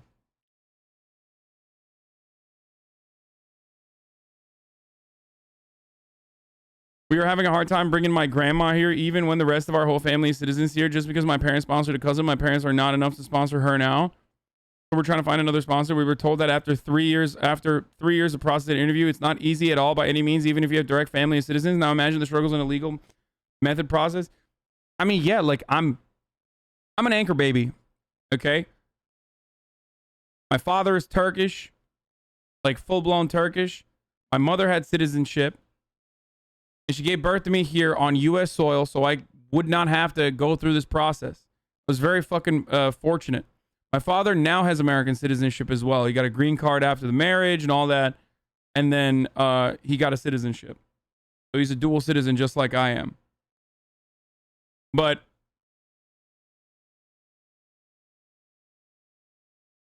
even in that situation,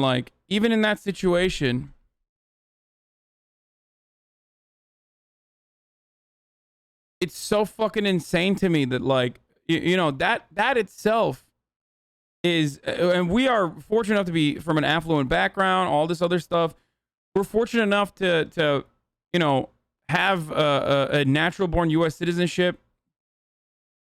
It's wild to me that, like, it's fucking wild to me that, like, that process alone was, like, complicated That is not available to so many of these people. These people just want to survive. They're trying to survive.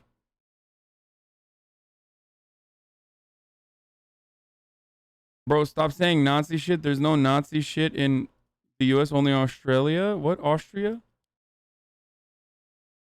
Oh, that's like a guy that I banned before, right? It's the same dude.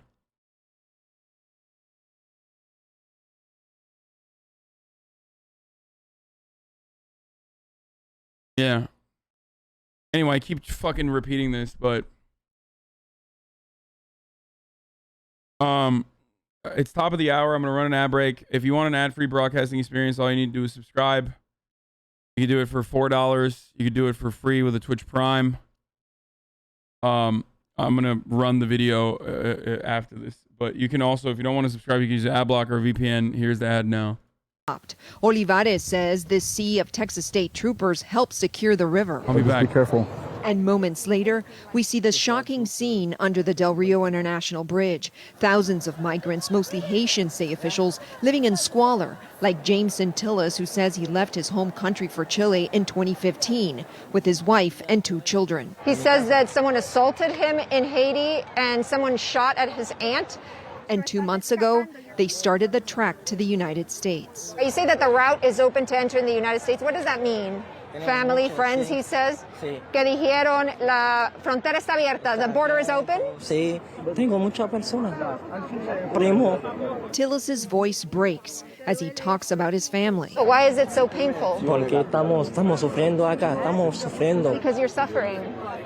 He says food is hard to come by and the weather is tough to bear. If you look closely, you'll see that these are men, women, children. I see pregnant women, infants. Border Patrol's top cop announcing this weekend a surge of 600 agents, officers, and other personnel. Why Del Rio? Why now? What does your intelligence tell you? Traditionally, it's because of word of mouth.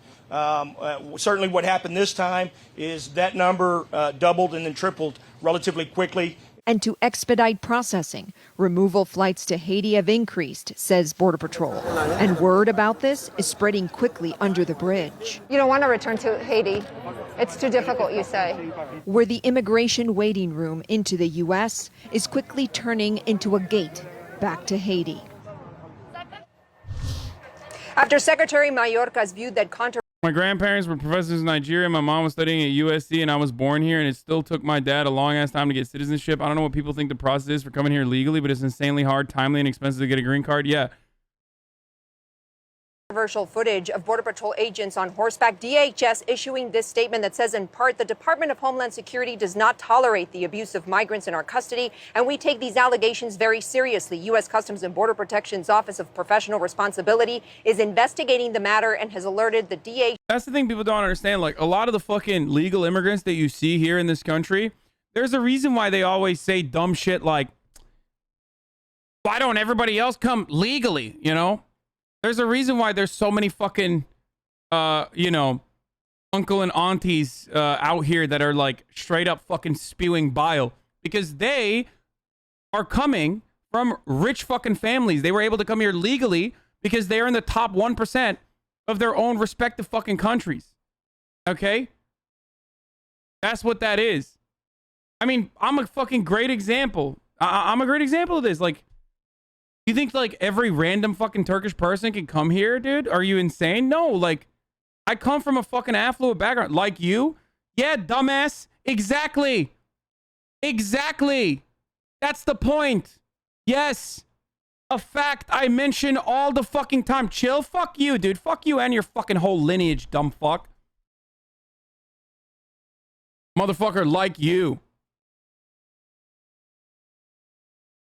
Disgusting, dude. I mean, seriously, disgusting. Fucking dumb inbred bitch.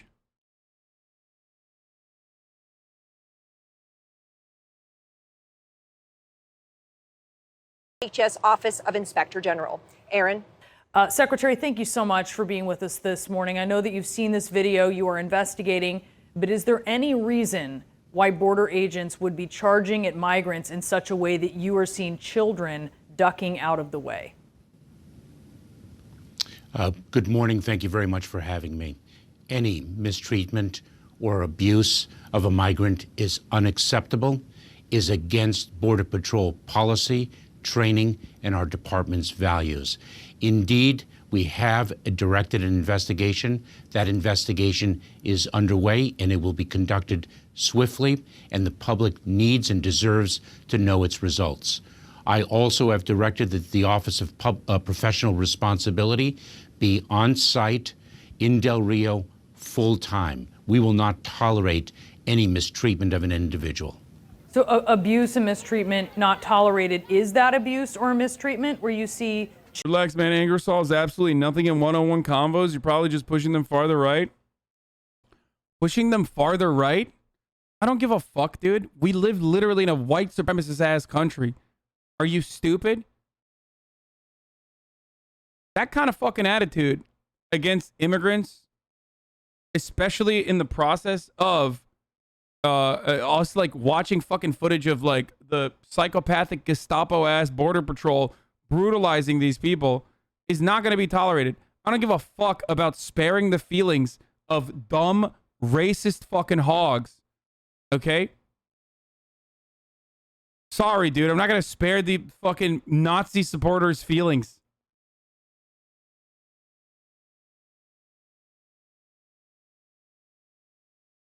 Jesus Christ, dude.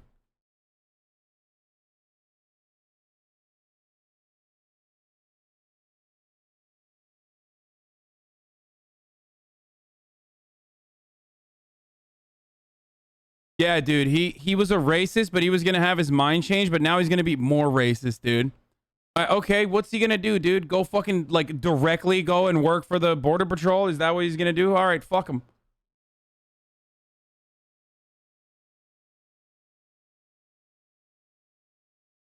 Children ducking out of the way, horses charging migrants, reins being used. We are very troubled by what we have seen.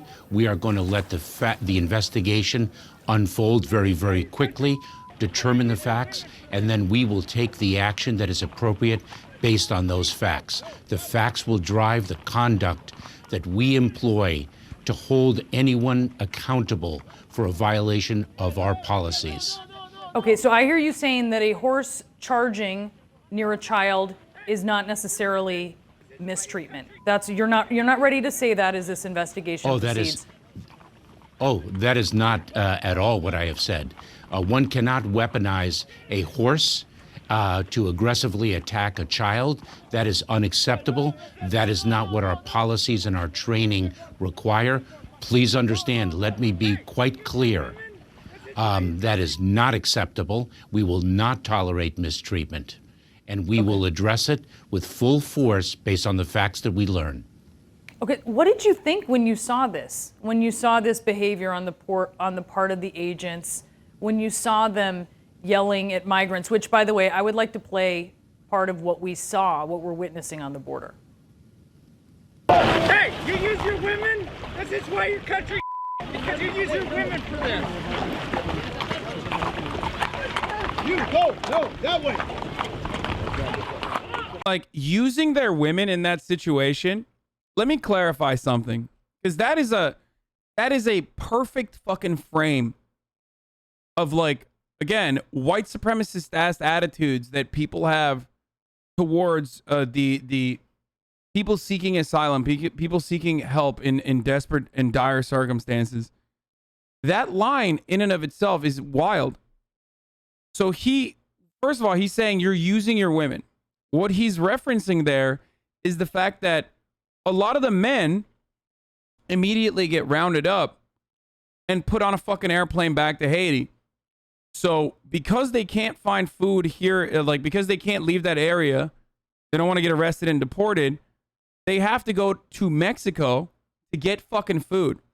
And women and children are able to cross the border to get food. Because you can't be fucking dunking on and whipping women, because that's a bad look, even for the most, sympathetic liberals. Even at that point, they're like, okay, that's kind of fucked up, right? Remember what happened with the Trump administration. So women are the ones who are going back, getting the food and bringing them, right? the reason why that's occurring is because of the fucking racist ass immigration policy to begin with. The white nativist immigration policy to begin with.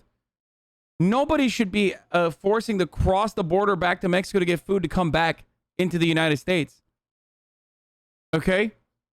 So that's one. Two, seems like they're using one bad apple to slander the good name of every Border Patrol officer. As long as it's limited to one whip per migrant. Okay, very cool, man.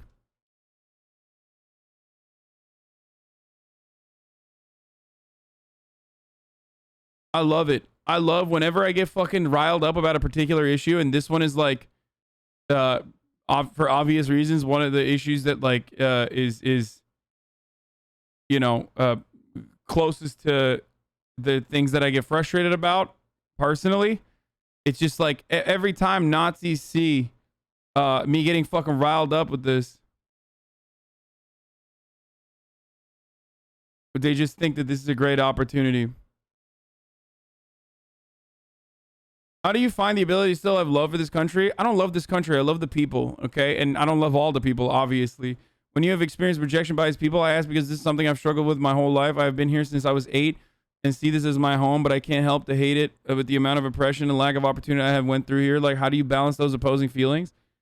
You just have to fucking believe in other, you have to believe in your fellow Americans, because there's like a lot of awesome people. Look at this fucking community. There's hella Americans in here that aren't Nazis, you know what I mean? That feel the same way that you do.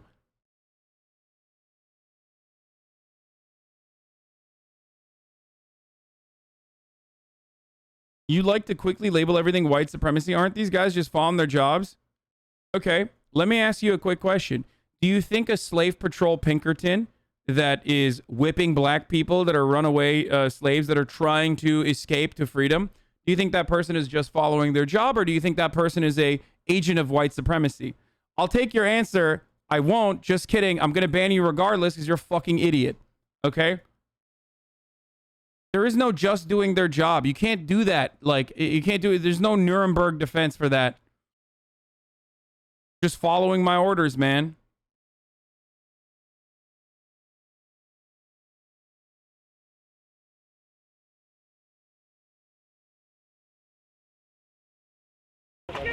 Secretary, what was your initial reaction when you saw these things? I was horrified by what I saw. I am going to let the investigation run its course, but the pictures that I observed troubled me profoundly. What's it like fulfilling the stereotype that you come in and do the garbage job of Americans are too soft-handed to perform? What do you mean?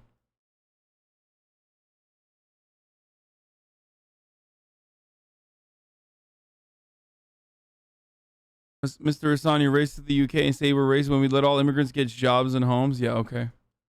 That defies all of the values that we seek to instill in our people. And I will tell you, I saw the values that we do instill in our people in exhibition when I visited Under the Bridge and saw them work with the American Red Cross, the Department of Health and Human Services, World Central Kitchen, in addressing the needs of a vulnerable population. Like, the funniest part about this is that this dude's job didn't exist. Like, I'm older than this guy's agency, okay? Like, some of the chatters in here are the same age as the Department of Homeland Security. Like, that's the wildest thing. And it's kind of funny to think about, like, ICE, Department of Homeland Security. Like, these are literally like post 9/11 inceptions. Like, these are post 9/11 inventions that now we act like are a staple of American society. There are Zoomers that are older than the fucking Department of Homeland Security.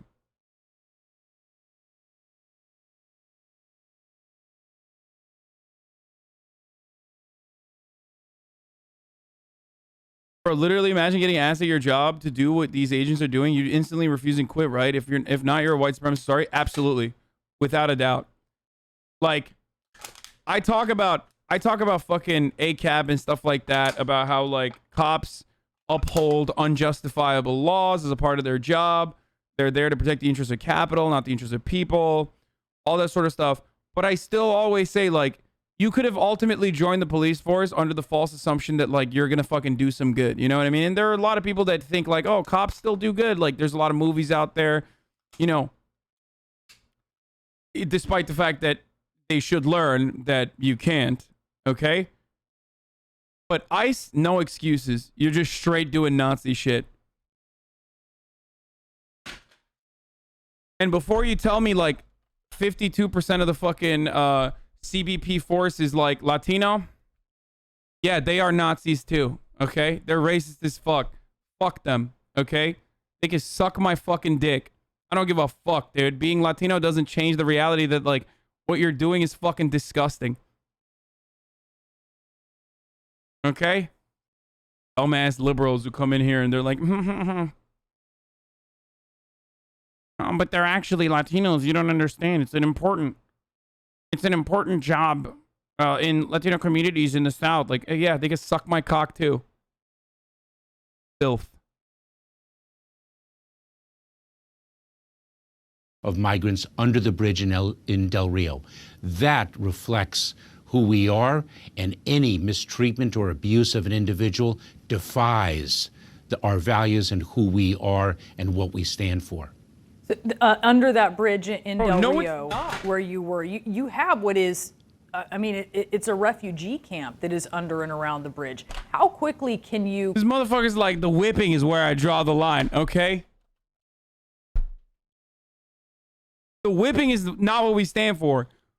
Putting them in fucking planes and, like, shipping them back in an expedited process to fucking Haiti, though, after it's been devastated by an earthquake, a hurricane, and fucking political turmoil that came before that, and, like, nearly a century of, like, American policy that disrupted the country and ruined its infrastructure. You know, before, you know, doing all that, that's normal. That's good stuff. We got to do that. We got to protect our borders. We're a nation of laws, man. But fuck, man, whipping, that's where I stop. That's where I draw the line, dude. Clear that, knowing that there are more migrants coming.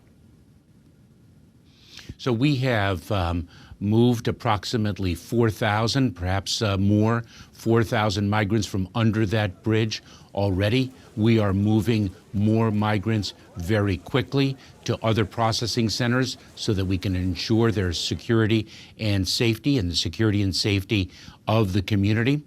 We are repatriating individuals. We expect to see dramatic change in the next 48 to 96 hours. Okay, and so deportation flights to Haiti have resumed. How many flights a day do you think, how many migrants will be deported under Title 42? What do you think about halting people coming in and halting deporting anyone and create a status for immigrants who are already here, myself included? I feel like there's a lot of people with a status, TPS, DACA, Dreamers, etc., have came within the last 20 years with no real road to citizenship. Citizenship is a lengthy process, but there should be something much faster just to help as many people as possible. Why halt the people coming in then? Like, asylum seeking is still a human right. I find that additionally hilarious. If you're a fucking if you have TPS right now, or if you're a fucking dreamer and you're like, you know, I got mine, dude. My parents fucking dropped me off on this side of the border when I was like 8. So, you know, can I just get my status? Like, let's just stop people from coming in though. Why not both, dude? Like, how can you have that mentality?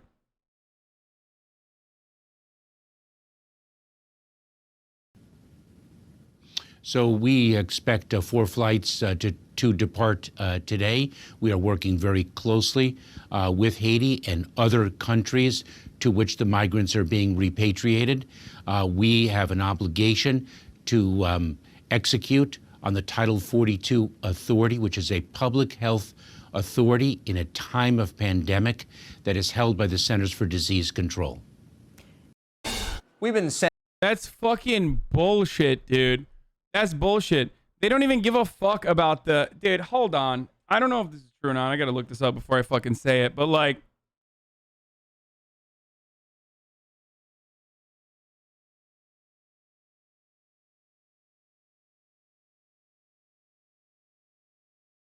in an effort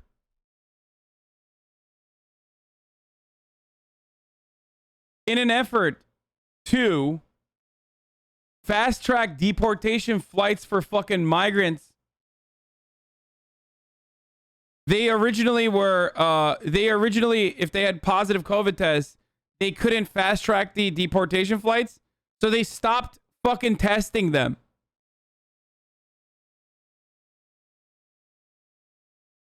Like, now they've accelerated the fucking deportation process. And now they're not even fucking testing the migrants with COVID. Like, this notion that we fucking give a shit about their well-being is such a laughable one, dude. It's such a laughable one.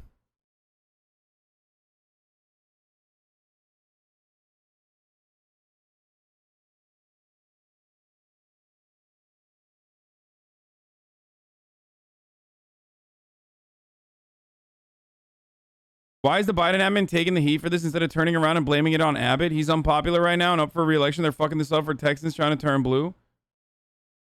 Wait, what?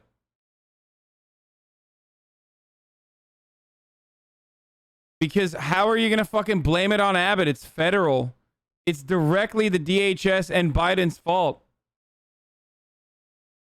The fuck?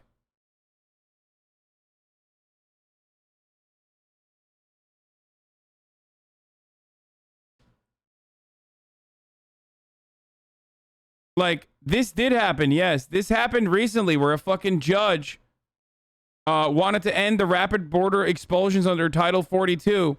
And currently, the Biden administration is fighting against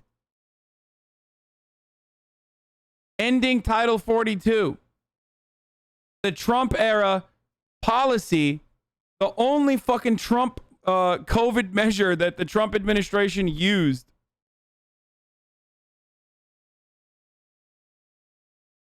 It's nuts. The urgent. All right, so we're going to get to... I can't watch the Tucker Carlson one. I'll get banned. If I watch the Tucker Carlson video on migrants at the border, like Haitian immigrants, I will get banned. There's no shot I'm watching that. I can't do that. Sorry. Like, I'm not going to risk it. I'm already getting fucking triggered out the ass at dumbass dipshits in the chat. I think we've done enough fucking, cruelty porn for the day. I think it's important for a lot of people to see this. I know I'm not trying to I'm not trying to just like show you these horrible images just so, you bank off of it or whatever. I think a lot of people can't see it. I go back and forth on showing some of these images. Obviously, if it's like a dead body, I'm not going to show it to you, but it's still important to see because a lot of people simply lack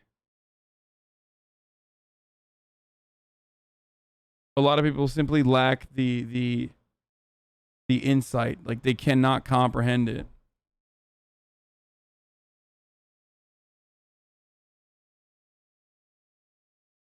Okay, here's the Aaron Rupar thread on Biden's UN speech. I can't wait for the fucking Mac attack, dude.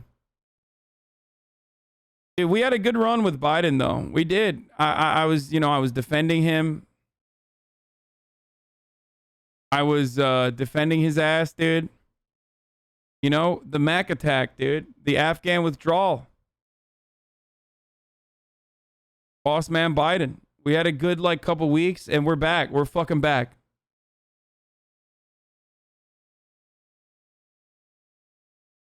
All those fucking fake friends, all those silly libs immediately abandoned boss man Biden.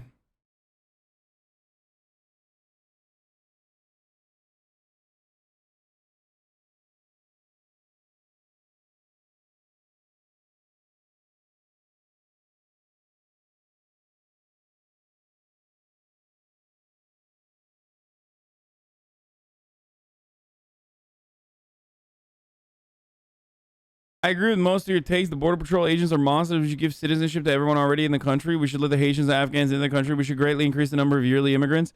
However, do you really think there should be no limit on immigration? Could the U.S. accommodate 100 million immigrants in a year, for example? No, of course not. Of course not. Here's the thing that people don't fucking understand. Open borders doesn't mean like you could just like walk over, okay? Or maybe it does in some people's fantasies. But obviously, even during interstate travel, you still need to fucking, you know, provide documentation and shit like that. Okay?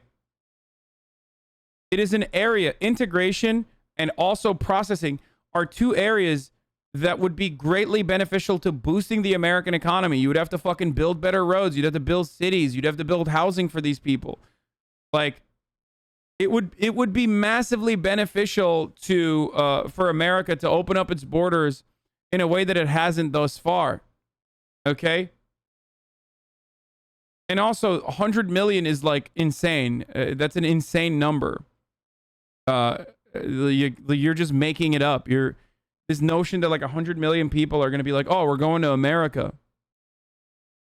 Like, people can't comprehend. It's like, dude, chatter, why don't you move from your fucking town to Los Angeles? Like, why don't you move to a massive city if you live in like Arkansas? Huh? Why do you live in Arkansas?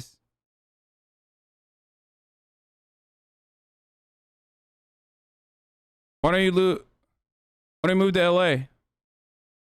Oh, it's not easy. It's like expensive. It's a costly endeavor, right? Maybe you don't want to leave your friends and family behind. Maybe you have a job already. There's a reason why we don't fucking travel in the massive swaths that we suspect immigrants are going to travel in. Because people like living where they live. And if you turned around and made the country that made the host nations or the origin nations more sustainable and improve the material conditions in countries like that, they wouldn't want to come here anyway. It's so fucking stupid. Okay, dude, flaunting your wealth? That's what you got out of that? I am flaunting my wealth?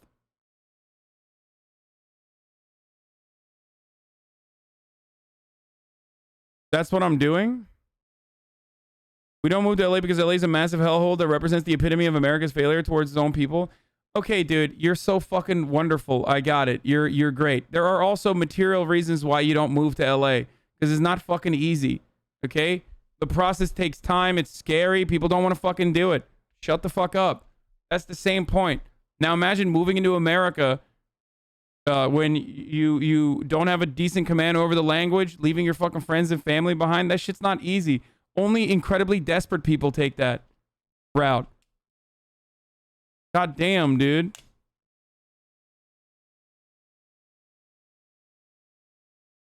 That's the point, though.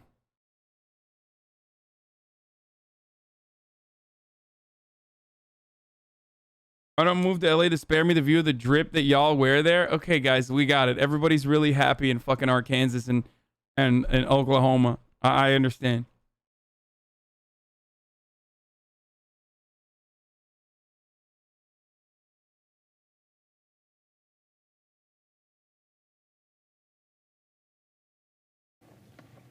Mr. President, we've all seen.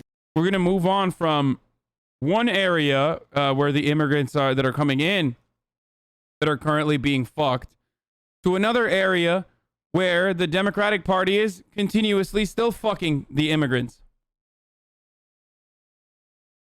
Are you ready? I need to see the Miskiv looking like a whole Chad. What a difference like a nice car makes for some of you guys. You see the R8 and you go, wow, that's sexy. It is sexy though. He does look good.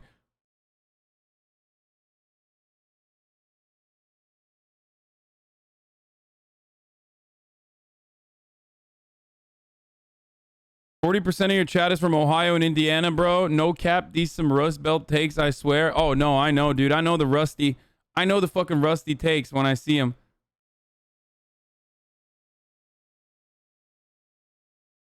Okay.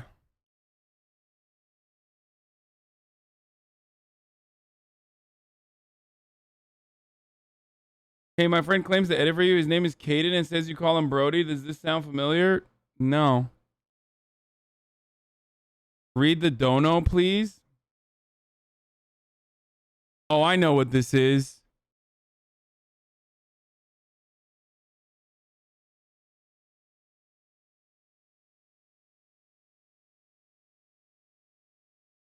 I have 2 editors.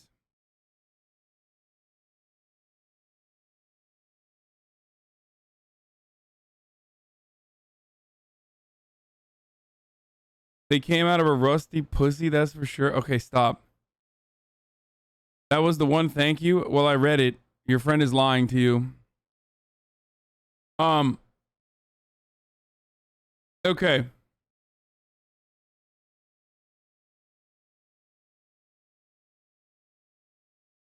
Where was I?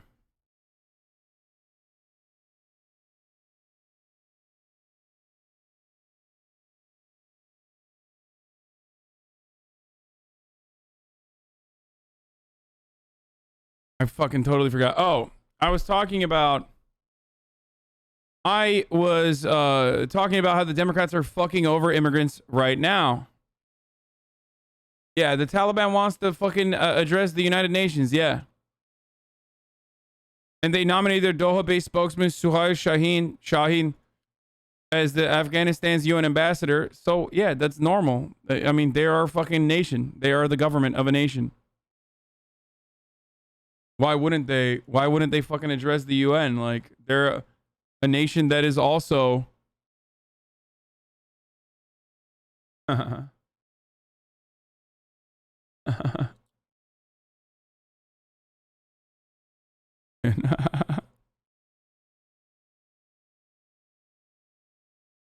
don't you move to Canada? I heard it's really nice over there and almost everyone is nice. America's full of racists or bad people. I would totally move there in your position. I love being in America exclusively because it triggers the fuck out of dumb racist idiots like this. You know?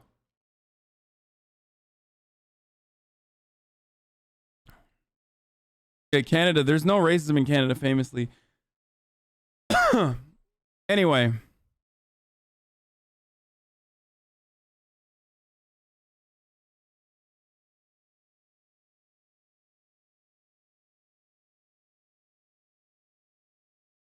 Dude, I keep forgetting what I was going to say. God damn it, dude. Fuck. Okay, I got to stop looking at chat.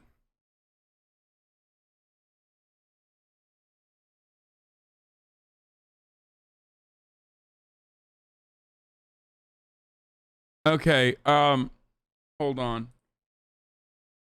Chuck Schumer. So, in the most obvious fucking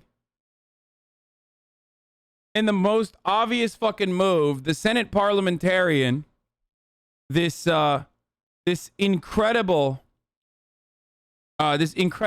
powerful person with awesome powers. Update: Maxime Bernier is even too racist for Quebec. Yeah, okay, we know. Okay, the Senate Parliamentarian, with its awesome powers, decided that the Democrats cannot grant legal status to millions of immigrants as a part of the budget bill. Oh well. Oh well. Oopsie doopsie. What will we do? What the fuck will we do? That's crazy, man. Oh well, I guess we should just throw our fucking hands to the side and decide, you know, there's nothing we can do. And that's precisely what Chuck Schumer said. He addressed Congress too. Maybe not this one. I need to find it. Like, in the political... we need to. I'm trying to find the fucking video of Chuck Schumer like addressing the Senate Parliamentarian.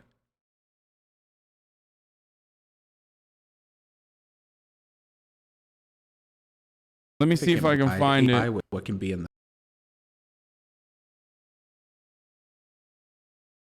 Can anybody, maybe someone in the chat can help me?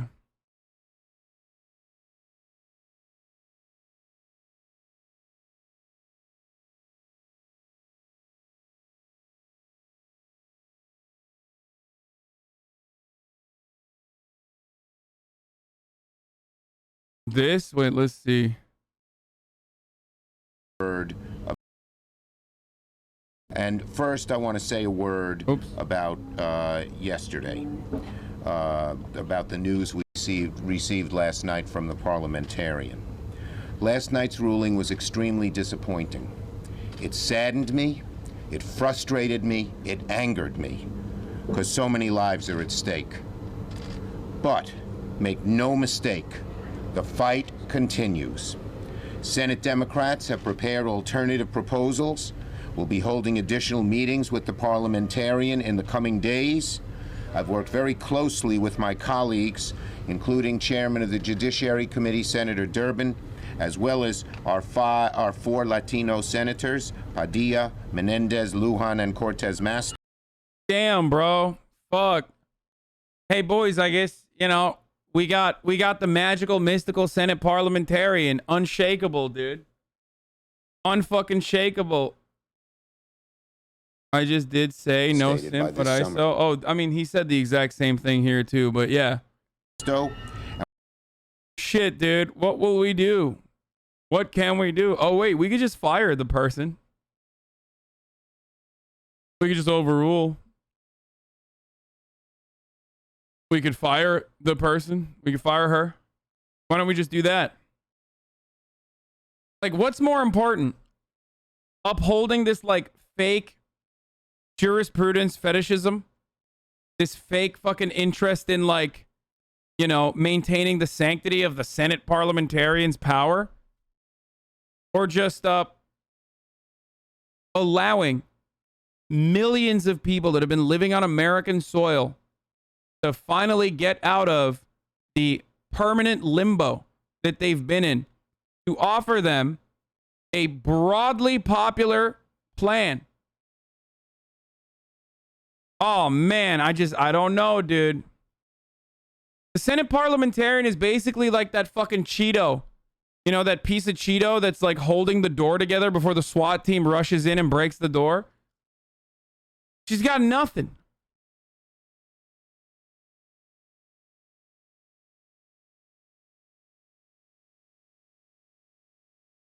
It's nothing.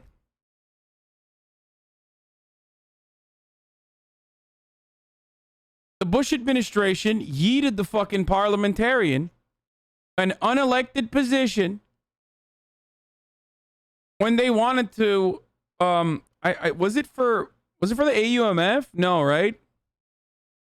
I can't remember what it was for, but you know, they just fucking immediately yeeted them.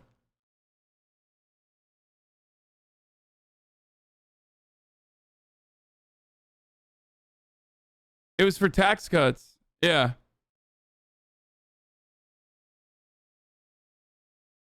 It's over. Like, the Senate parliamentarian should be fired with a new one replacing them immediately. I do not give a fuck.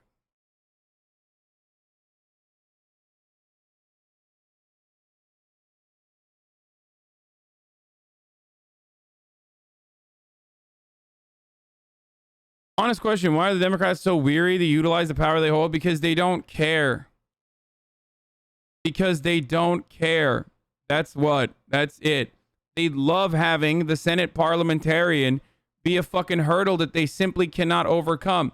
Because if they were to just like if they actually cared, and if they actually pushed back, and they actually did shit, and they, I don't know, put the $15 minimum wage, for example, into the previous budget reconciliation, then they're hurting their capital owners. They're hurting their real benefactors, the corporations, the wealthy, the Chamber of Commerce. Yeah, key Senate official loses job in dispute with the GOP. Senate parliamentarian Robert Dove, the official responsible for enforcing the Chamber's rules and procedures, has been asked to leave his post after a dispute with the Republican leadership. There you go. It's not like, this is not like a real thing. This is not a real hurdle to overcome. It's not a real burden. It's not anything real.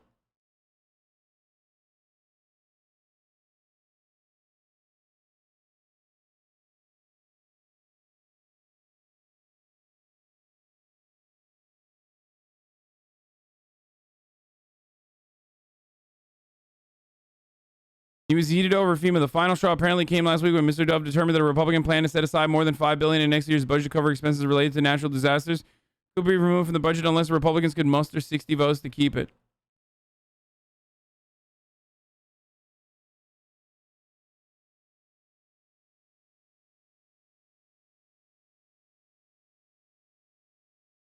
The reality is the Senate Parliamentarian is a great is a great person to hold responsible for what the Democrats don't actually want to do. Like, they don't want to fucking offer amnesty. They're terrified that Republicans are going to use it against them over and over again. They'll never get elected. Okay, well then what good are you elected if you can't even fucking offer amnesty, which is already a popular position? Like, what are you doing? Just use the media appropriately to fucking whip the media, whip your own goddamn party, and fucking yeet the Senate Parliamentarian. It's literally not that hard.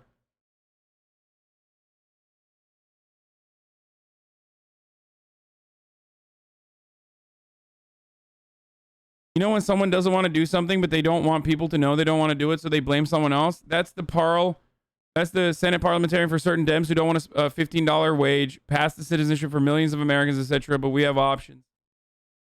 Some of the options are ignore and override the parliamentarian. Their determination is not a ruling, it's guidance. Fire the parliamentarian. GOP did this in 01. Yep, exactly.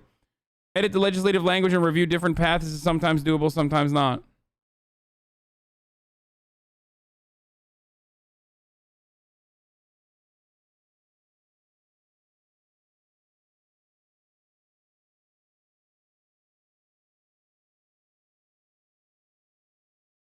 What candy?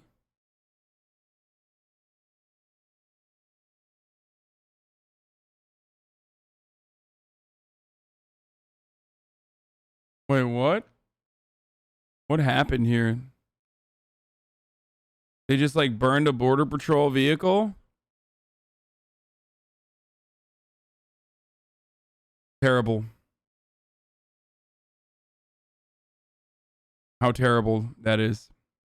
Okay, I'm moving on from that. Jesus Christ, dude. You're gonna get me fucking banned. Okay, President Biden at the UN. U.S. military, apparently they did it to themselves, so not shocking. Oh, fuck. Before we get to the UN speech. These horrible images coming from our southern border. Here's what Chuck Schumer had to say. Mr. President, we've all seen these horrible images coming from our southern border. As Haitian asylum seekers simply looking to escape tyranny and the problems that they have sought have been met at our doorstep with unimaginable dignity. Images of Haitian migrants being hit with whips and other forms of physical violence. Actually, sir, it was not a whip. It was the reins. Chuck Schumer. Completely unacceptable. Bro, why is this dude still on fucking alt accounts? Like, dude, mods, if you see Noah Malik in the chat, just ban all of their alts. Like, please. They're really fucking annoying. It must be addressed, and we must provide accountability. The images turn your stomach. It must be stopped, this kind of violence. Right now, I'm told there are 4 flights scheduled to deport these asylum seekers back to a country that cannot receive them. Such a decision defies common sense. It also defies common decency and what America is all about. Remember that harbor, that lady in the harbor in the city in which I live.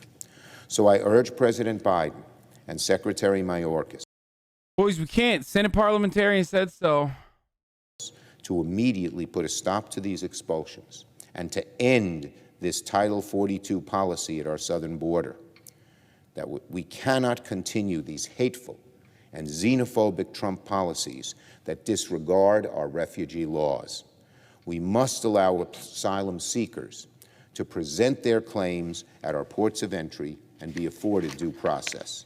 I commit to work with this administration to provide resources so that we can establish safe, orderly, humane processes for those seeking protections. Again, the policies that are being enacted now and the horrible treatment of these innocent people who have come to the border must stop immediately. I yield the floor. See your boy Myth getting eaten alive on the timeline? The internet's murdering him for what? What happened?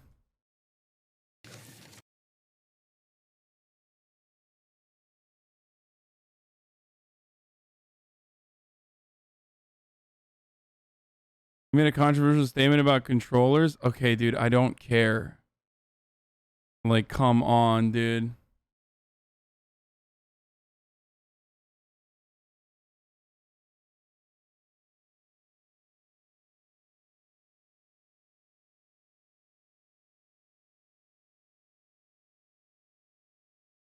Jesus Christ. Like,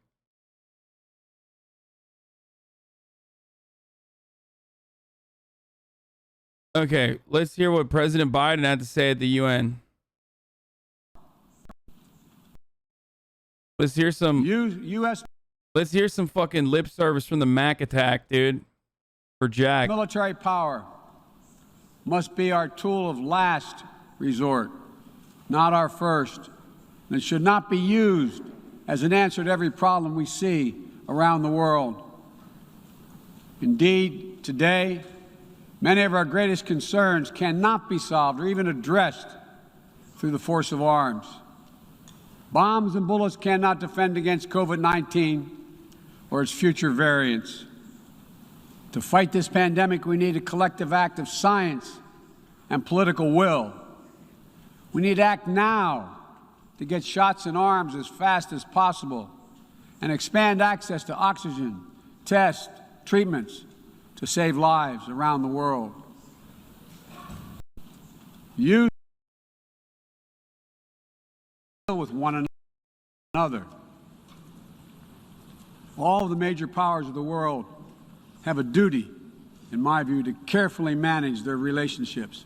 Kind of weird that, like, you know, his generals just assassinated an entire Afghan family on the way out, but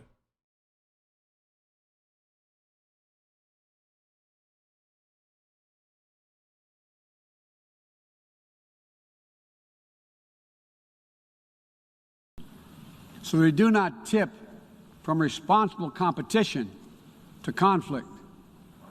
The United States will compete and will compete vigorously and lead with our values and our strength.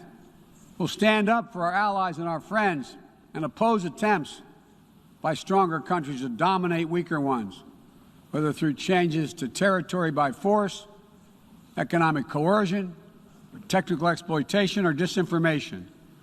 But we're not seeking. this shit's so boring, dude. I don't care.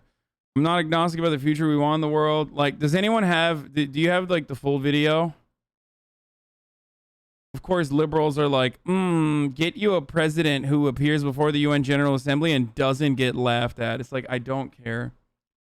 I don't care. It's all fucking lies. The only reason why this is like significant is because this is an opportunity for Joe Biden to talk to all the other world leaders and tell them that at the top of the hour there's a 60-second ad break, and you know, and to drum up the fucking bang the war drums against China, and tell everyone that, like, listen, if you no longer want to see the ads, well, then you can use a VPN to act like you're watching Twitch from China, or you can use a you know, $4 a month subscription because it's 20% off right now for September.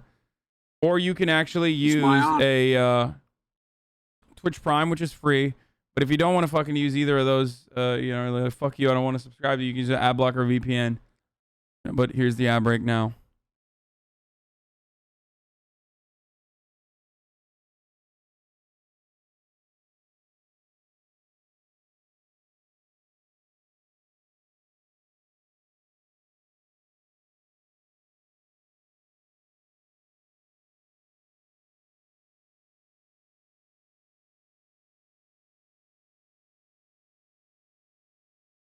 Check out what Q retweeted. Who's Q retweeted?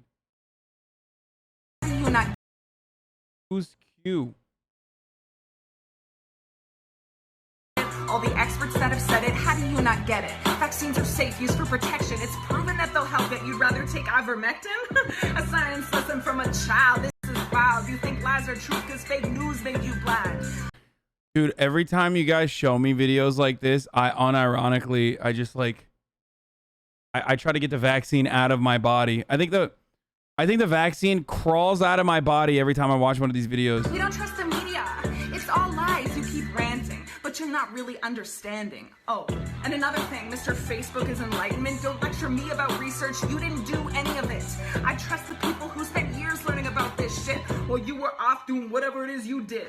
Unwilling to listen, your hesitance sets a precedent. Evidence is all around, but you pretend it isn't. Ignorant, you mad as a Hasan. Take the vaccine or you'll be in worse shape than the damn climate is in. Mic drop. Twerk until I die. That shit was so good. I'm still thinking about that, dude. It's better than this.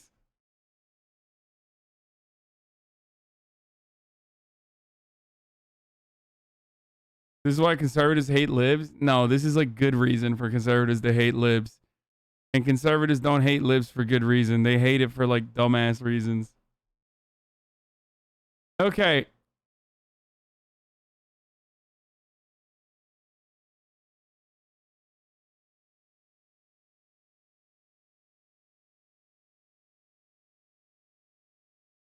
Steven Crowder and Jordan Peterson collaboration on the vaccine. Love that.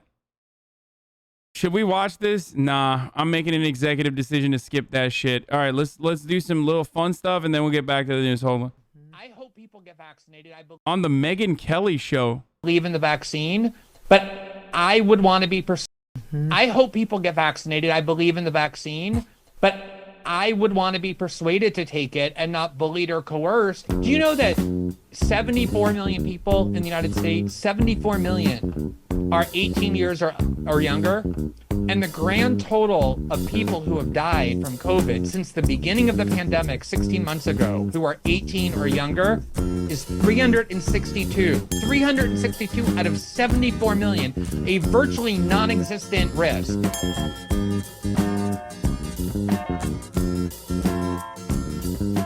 $386 million. Only 3 of those 386 million have died from an extremely rare blood clot. There's virtually no risk to getting the vaccine. Today, my 14-year-old son got the vaccine, and I still am in doubt about whether that was the right thing to do.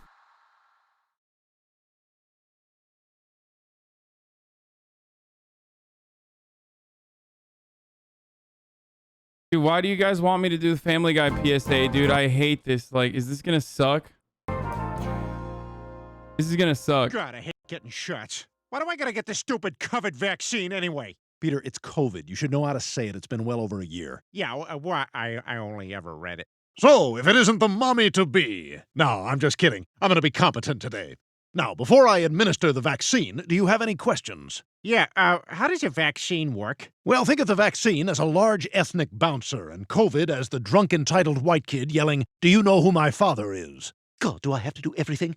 Vaccines have been around for hundreds of years. They helped eliminate smallpox from the face of the earth, and they're well on the way to doing the same with polio. Those were once devastating diseases, you understand, and now, thanks to vaccines, you don't even have to worry about them. What do you say, Brian? Should we show them how it works? Well, I have a date with that chick that works at the bowling alley.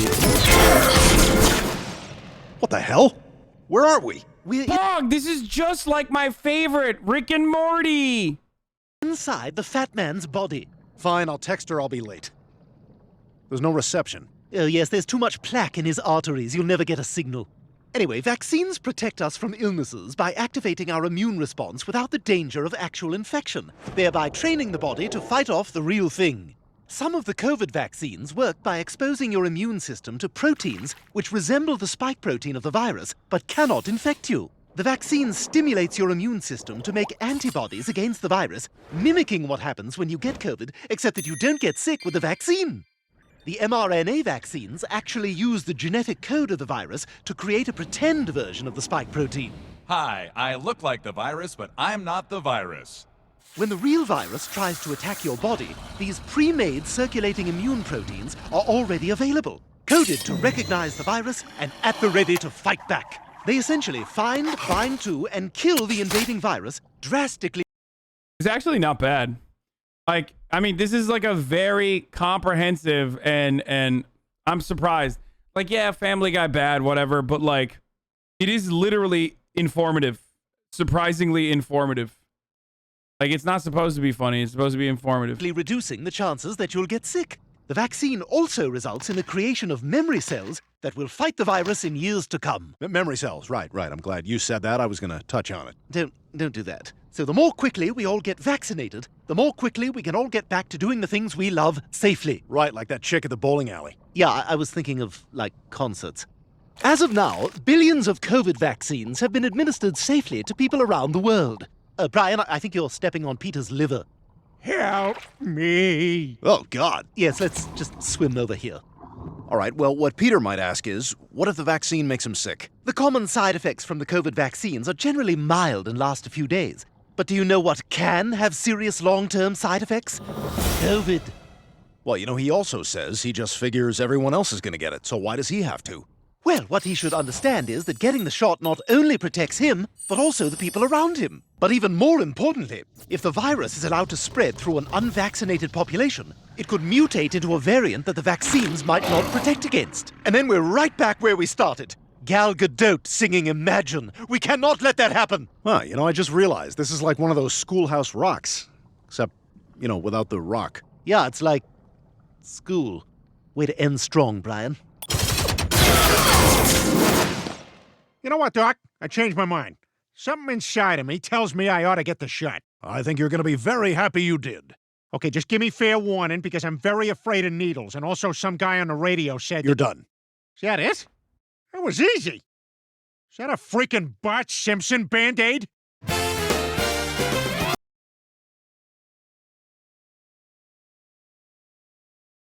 Oh my God, Lois! Is that a freaking Bart Simpson Band-Aid? I'm Peter Griffin. Holy crap, Lois!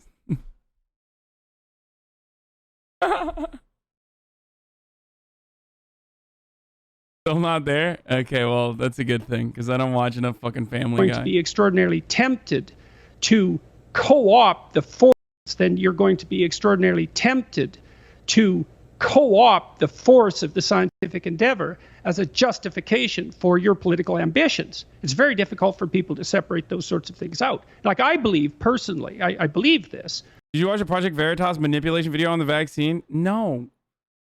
I rarely ever watch Project Veritas shit because they're completely irrelevant. And like us even like bringing them up is you know, suiting their interests. Like their goals are to maintain an air of credibility when they should have none. No one should talk about them. They're just terrible.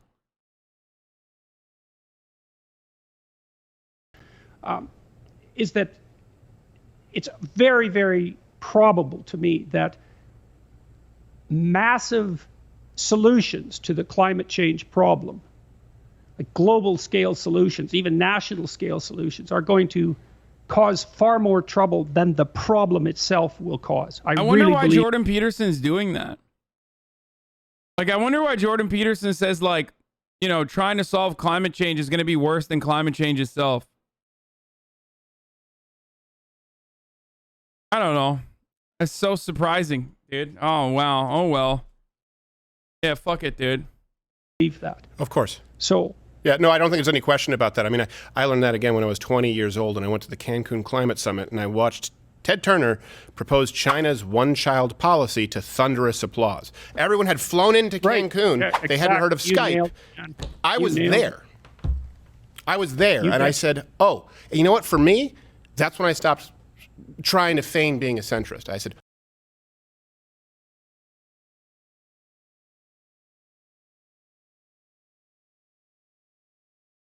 a podcast of Lotus Eaters, the Malaysian trans extradition order, transgender arrested by Islamists. The moment I fucking click on a Jordan Peterson video, holy shit. Jordan Peterson knows that the raised water levels will clean all of our rooms. I can't believe these fucking idiots. Like, I can't believe this idiot was able to captivate so many people. And like, people will still, they will still in my chat, they will still say, like, I don't understand. Why do you say Jordan Peterson is right wing? Speaking of fucking charlatans that get like an untold amount of fucking defense from other dumbasses who are just horny, another fucking clown who is and has always been like a reactionary dipshit, and I was totally fucking right on. Tulsi Gabbard. Congressman, thanks so much for coming on. So you get to lie. I mean, this will not shock you because you've seen it so much, but you get to lie about the loss of human life. You get caught and nothing happens to you. What kind of system is that? I mean, this kind of accountability is critical. I want to point out first that anytime there are civilian casualties in war, it is tragic and terrible. Yeah. War is a terrible thing. And I think it's important for the American people to understand that Islamist jihadists are continuing to wage war against us. And the Islamist ideology, not the same as the religion of Islam, but this Islamist ideology, which is a political ideology that inspired the terrorist attacks on our country on 9/11, is the greatest threat that we're facing right now in this country and the world. It is the foundation of governance of so-called Islamic countries like Turkey and Iran and Saudi Arabia and Pakistan. And it's what's behind the discriminatory policies that they have in these countries against Christians, Hindus, Buddhists, atheists, and others. So as long as these Islamist jihadists are waging war against us, we have to work to defeat them militarily and ideologically. And militarily, we have two choices in how we do that. Number one, we can continue to invade and occupy and nation-building countries around the world, just as we did in Afghanistan, at great cost. Number two, we can take a targeted approach using airstrikes, using our special forces to go in and go after these terrorist cells. The reality is that the cost to the American people, the cost to our troops, the cost to civilians will be far less if we take this very targeted approach to go after these jihadist terrorist cells than if we continue making the very same mistakes that we saw in Afghanistan and other parts of the world of invasion, occupation, and nation building.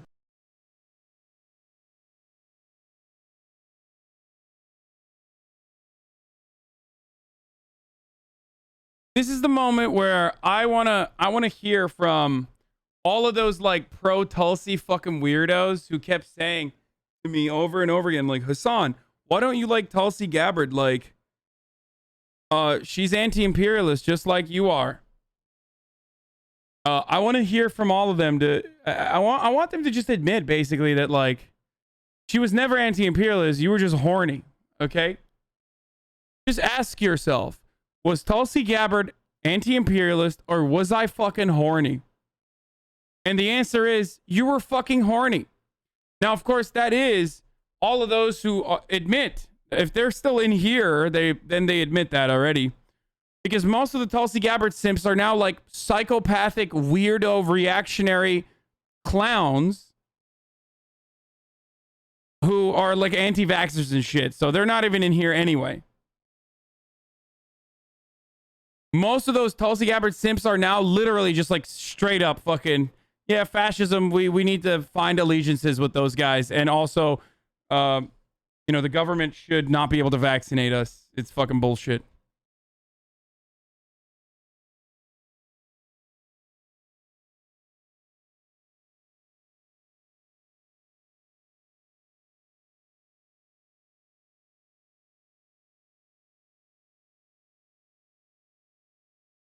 Jordan Peterson was upset that he wasn't invited to the fucking Jagmeet Singh. Wait, what? Hold on. You need to show me the actual tweet, please, immediately.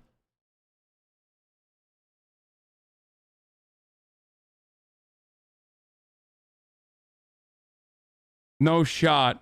That's the debate, right?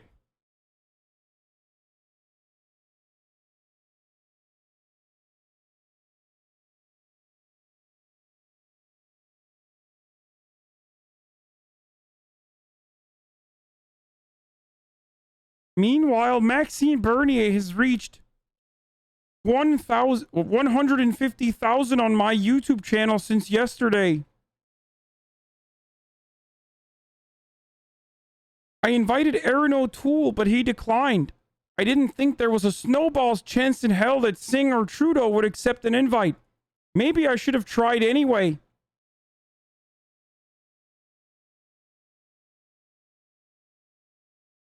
Yeah, dude. Wait, when did he post this? Oh, he posted this 3 days ago. I love that. The picture perfectly describes. It's all fun and games until Jagmeet Singh reaches 60,000 people on Twitch.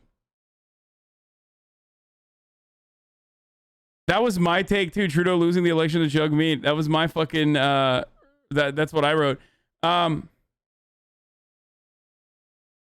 You know what's funny? Hey, guess what, dude? That's the title I chose, yeah. I had Jagmeet Singh on, okay, on my stream. And guess what? The NDP picked up seats. What's Maxime Bernier doing? Huh?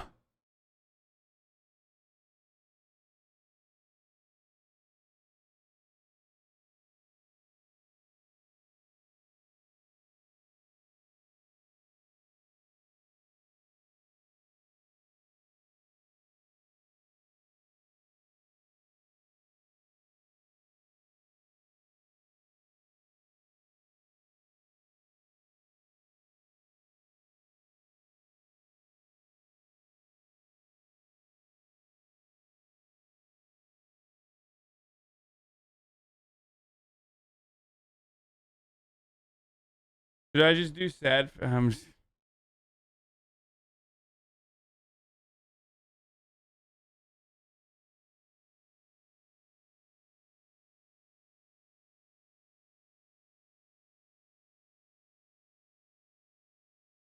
Stay out of my son?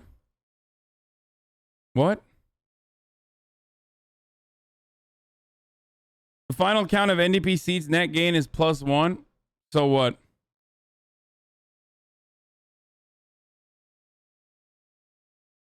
Better than fucking PPC.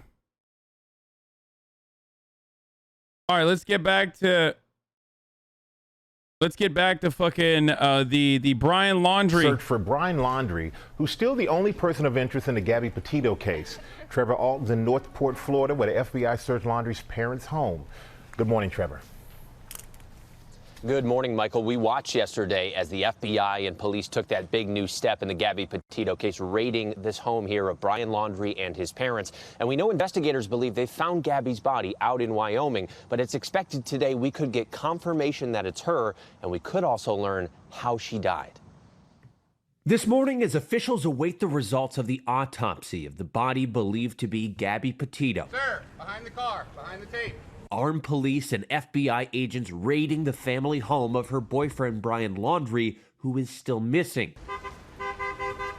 With Laundrie named a person of interest in the case, the FBI executing a court-authorized search warrant, temporarily escorting his parents into this FBI van, removing possible evidence, and towing his Ford Mustang from the driveway. Laundrie's parents admitted to police last Friday they hadn't seen their son for 3 days, saying he drove that Mustang to a near... Oh, by the way, the cops confirmed that it was Gabby Petito, the remains. ...by nature reserve and never returned. Authorities now under fire for not at least questioning Laundrie before he disappeared. You could have placed a surveillance team on him, or at least maybe 2 vehicles, unmarked vehicles, to follow him wherever he might go. Laundrie had been on a cross-country road trip with Gabby, returning home without her September 1st. But she wasn't reported missing for another 10 days after that. I really hope that he's found alive, because not only do we need answers, most importantly, if we never get answers, that's fine. Her family deserves answers. And a newly released 911 call paints a different picture of an altercation between the couple back on August 12th. We drove by. I'm sick and tired of, like, I'm starting to get more annoyed with the people who constantly say, why are we covering this? Like, why is this news? It's news because I said so, okay? How about that? Like, every single time this comes up, I have to go over the, like, missing white woman syndrome and how, like, you know, this is a telegenic, attractive young white girl who was a fucking vlogger. So, like, there's a lot of information to go over. It's coming at a time when people are like, you know, people are really invested in true crime shit. Oh my God, that's why. Jesus fucking Christ. Chat room executive producers of the HasanAbi broadcast, always, dude. And the gentleman was slapping the girl. He was slapping her? Yes, and then we stopped. They ran up and down the sidewalk. He proceeded to hit her, hopped in the car, and they drove off. But despite that witness's call, What was it you were attempting to accomplish by slapping? I was trying to get. Is that game Kenna Bridge of Spirits good? And is that a PlayStation 5 game unrelated to this?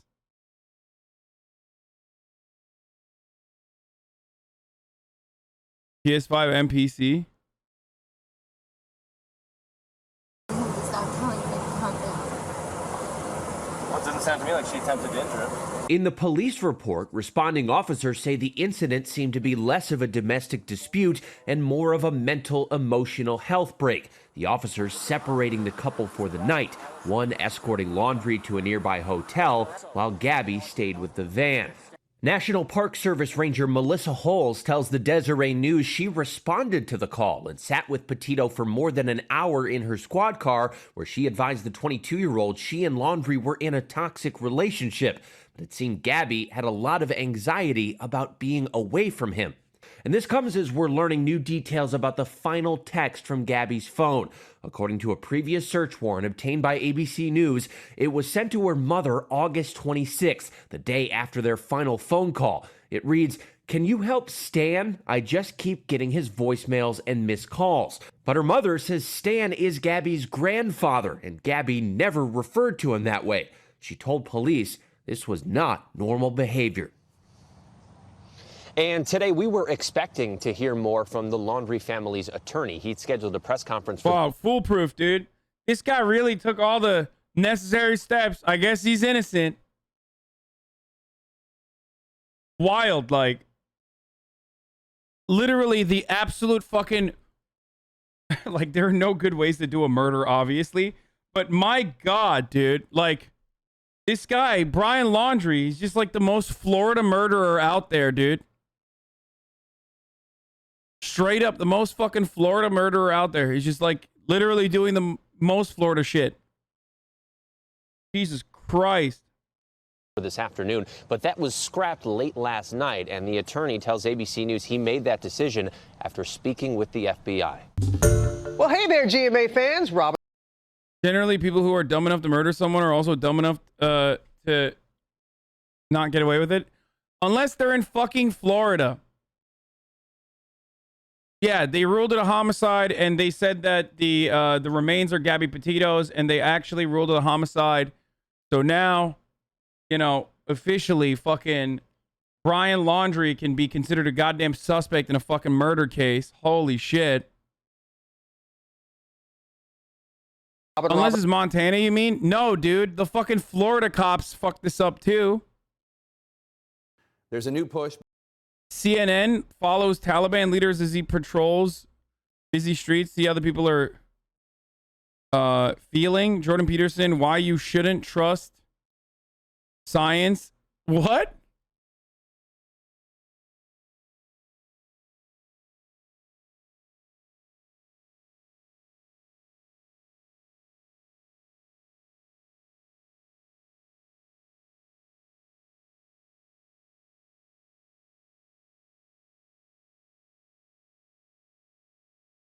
White monkey jobs in China?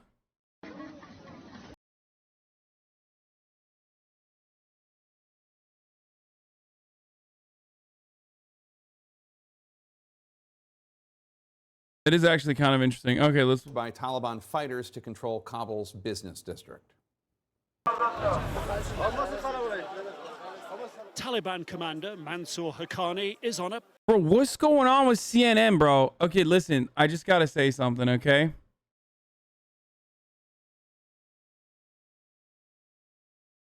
If you're CNN and you're posting fucking 480p videos, just don't post. Like, what is this, bro? What is the 10p bullshit? Like, you're fucking CNN, dog. Do better, okay? Do fucking better, CNN. Like, how do they not have better quality than this? Public relations offensive, winning, he hopes. It's still rendering, maybe? Oh, yeah, dude, it's still rendering. Got 30,000 views from September 21st, so, like, clearly it's been out for a couple hours, dude. It's a 3-minute video. How long does it take to render a 3-minute video, dude? Hearts and minds in the Kabul police district he now runs. He doesn't carry a weapon, but his backup does. Taliban fighters fresh from the front lines, toting American weapons, wearing US combat gear. This is one of the most important neighborhoods in the center of Kabul, the financial district. Its security is a priority for the Taliban. With the Taliban's well-justified reputation for brutality, it should be an easy job for the 17-year veteran Haqqani to get control. But it's not. How does it feel to be policing the streets rather than fighting to take control of the country? He says he's happy to serve the nation. Just how has he not gotten killed? Dude, what do you think the Taliban is, man? They're still fucking just dudes, okay? They're just dudes. They're humans, okay? Like, why would they do that?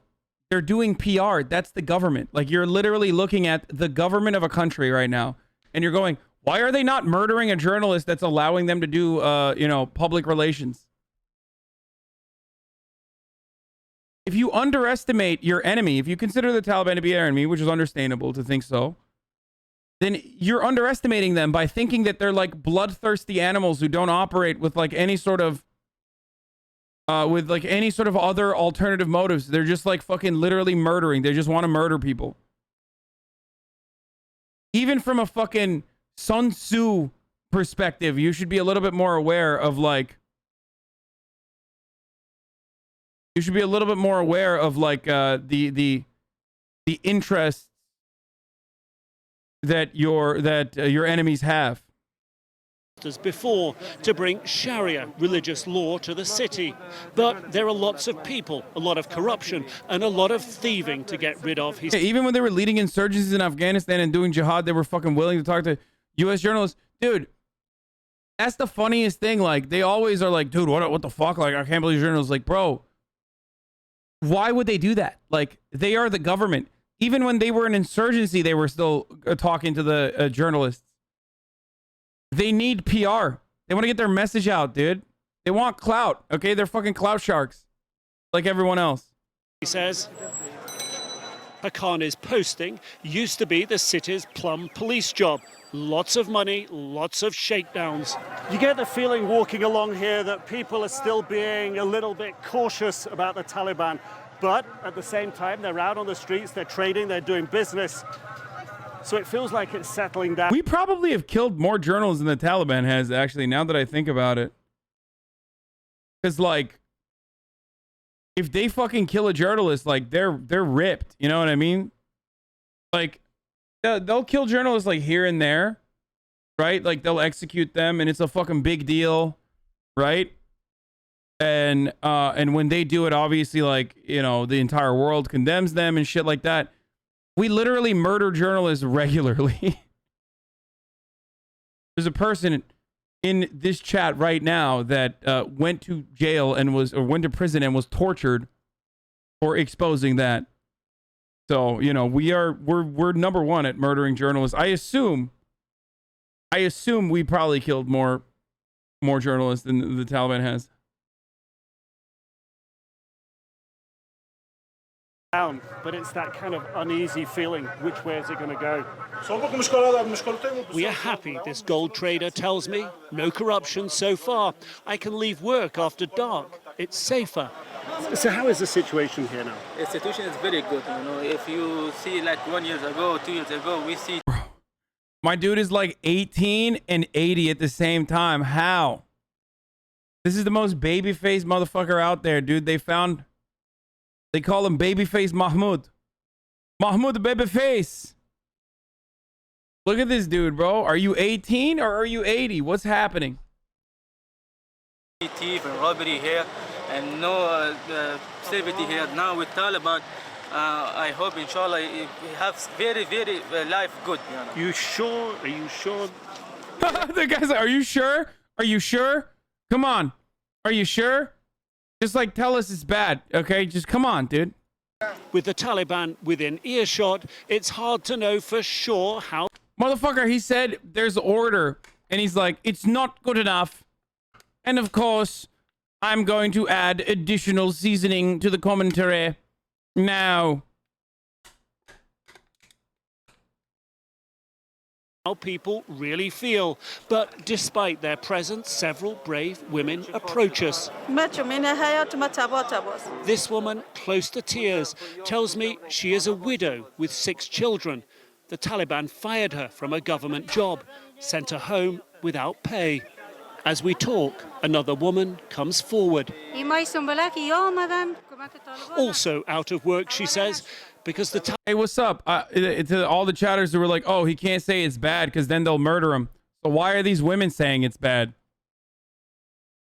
Oh, because they're going to get murdered, right? No, some of the women, of course, think it's bad. It's understandable because it is bad for them. Okay.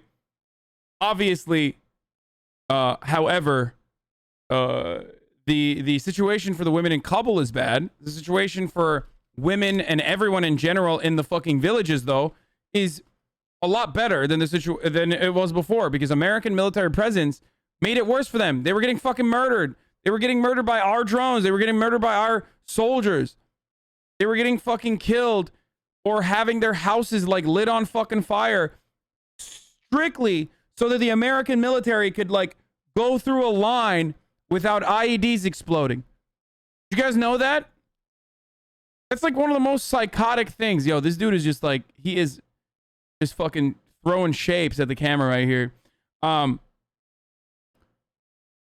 Did you guys know that one thing that the American military did, for example, in an effort to deal with the fucking IEDs, was they would throw this line in front of them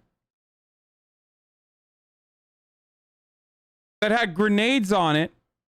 They would literally just throw lines in front of them with fucking grenades on it to blow up houses and everything else,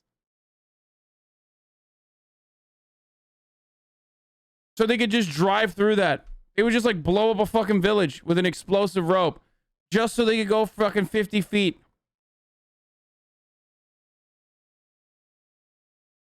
For these people, I think the term technically the term is a sock. Wait, really? Grenades blowing up houses? Not just grenades, like they would just like blow fucking through walls and shit. Yeah. It was used for mines and minefields. What the fuck? Has nothing to do with buildings. Ha ha ha.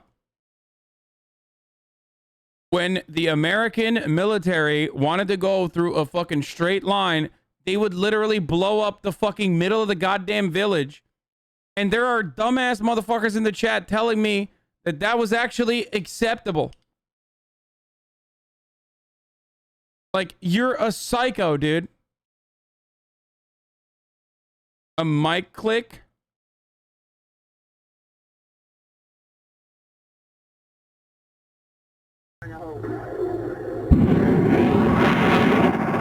And yes, they fucking threw that shit through the middle of villages too. So suck my cock, you little bitches. I know it's a demining explosive, chatters. I know. It's one of the many fucking different acts of like self-preservation that a foreign occupying force engaged in that was destroying the fucking environment. Oh yeah.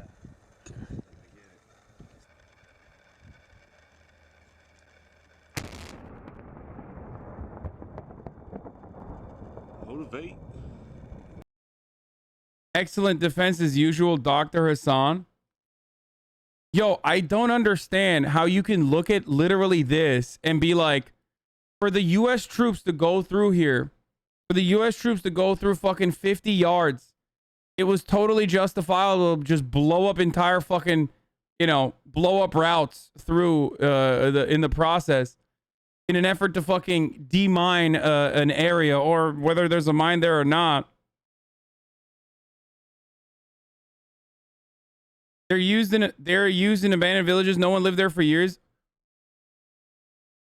A very interesting predicament. First of all, you're wrong. Secondly, I wonder why there was no one in the villages if they were abandoned villages to begin with.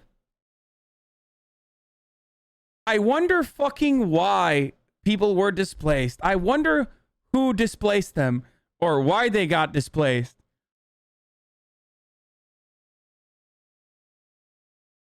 If those IDs are going to explode randomly at some point in the future anyway, does it matter? Or do you think it's just they should just go much slower meticulously, even if it leaves more IDs behind? First of all, you're not even fucking, you don't even know if there's IDs there. You're just blowing up fucking random road. And yes, it is, here's the best way to avoid having IEDs there. Are you ready? Not fucking be in Afghanistan.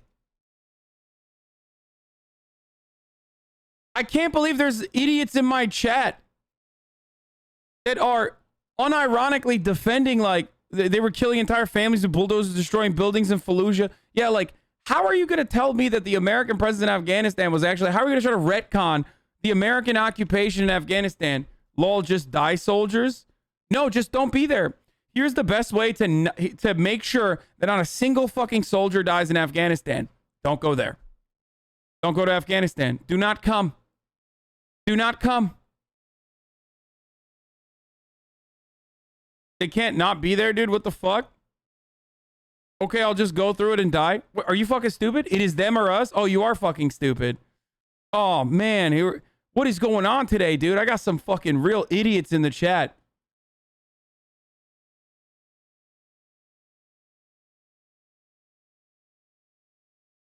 It's us or them, dude. Yeah, I know. The fucking goat herders, dude.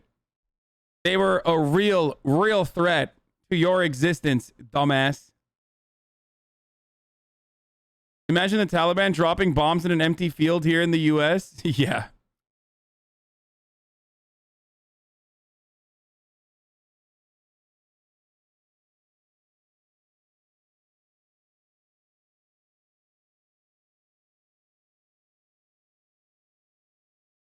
If the USSR, US never went into Afghanistan, there'd be zero IED or mines. That's true. 100% true.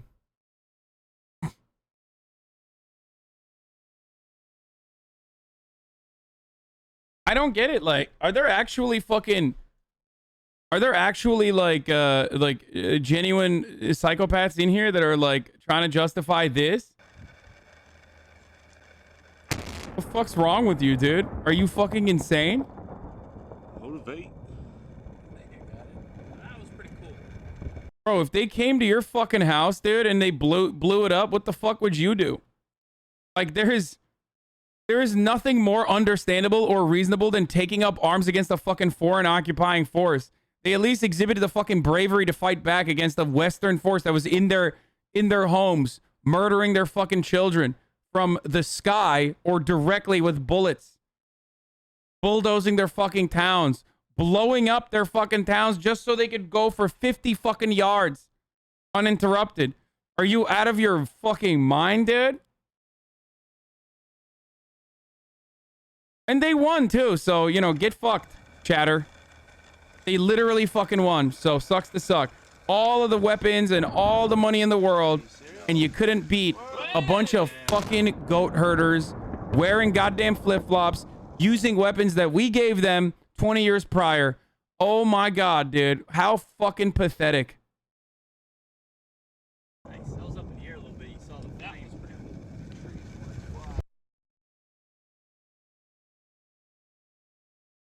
That's literally just so they can go through that route, dude. The amount of money, the amount of fucking funds, the amount of resources just wasted.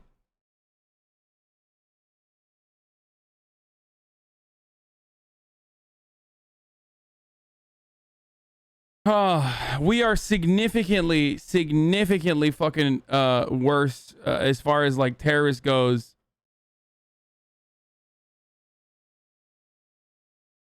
Than the Taliban.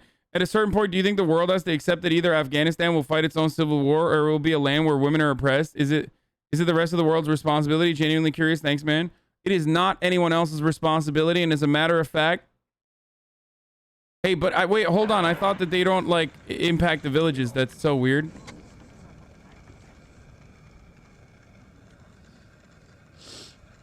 Wait, hold on.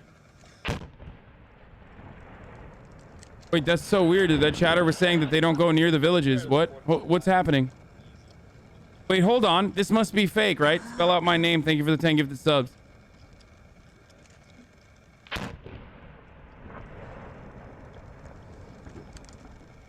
A chatter with a fucking imperialist take was wrong, dude? That's crazy.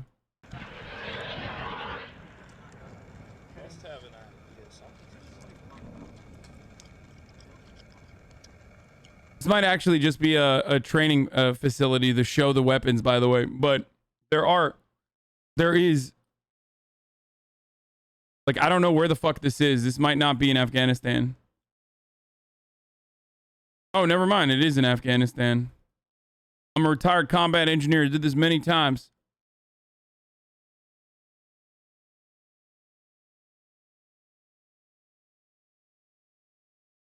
(2011).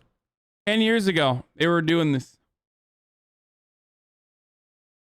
Sick, dude. That's kind of fucked up. This idiot says, oh, look, everything is still standing.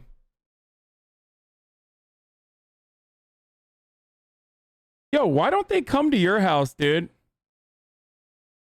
Let's blow up some fucking grenades right next to your house, you know? Maybe there's some mines there, dude. This shit is so stupid, bro. I swear to God, like, defending this shit is psychotic, dude. Absolutely psychotic.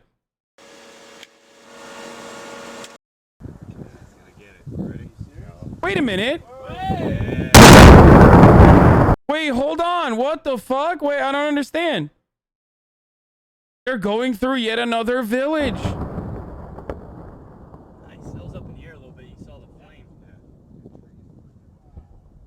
Bro, this is just wild, dude.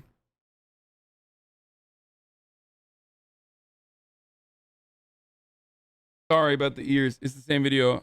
Yeah.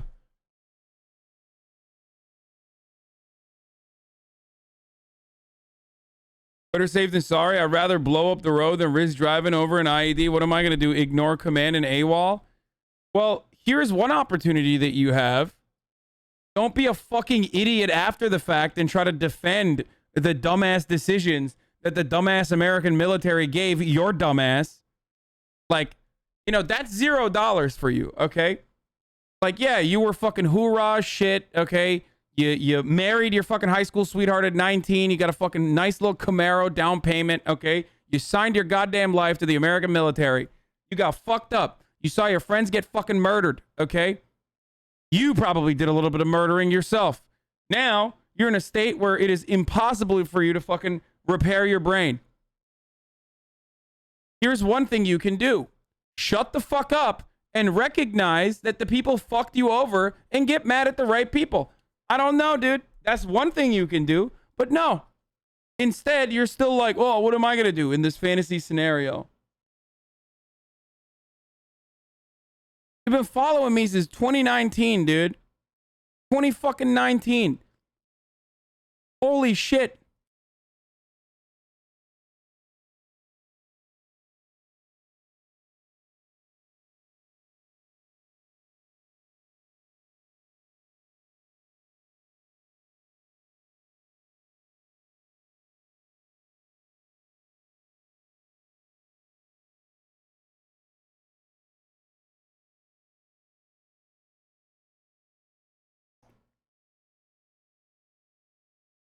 Give it time, he's going to come around. Bro, he's been following me since 2019, and he's still in here in the aftermath of the fucking Afghan withdrawal.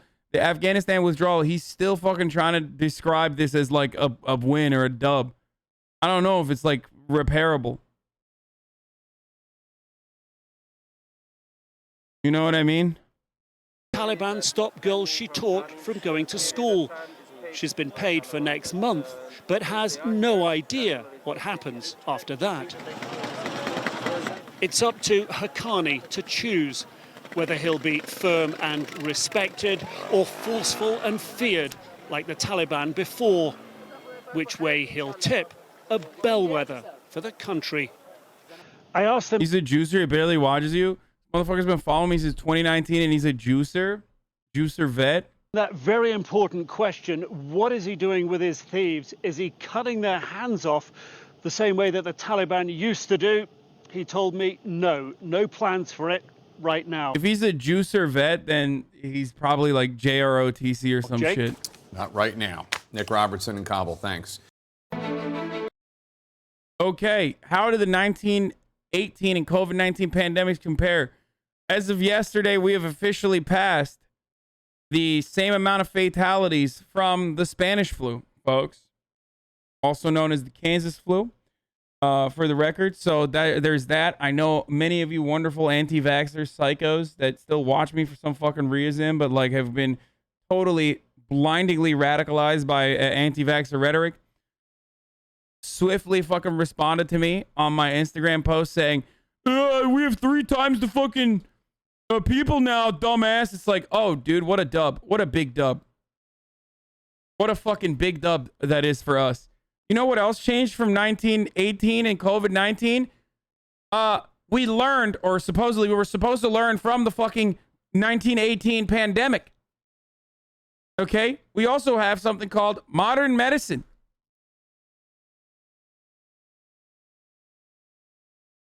What the fuck?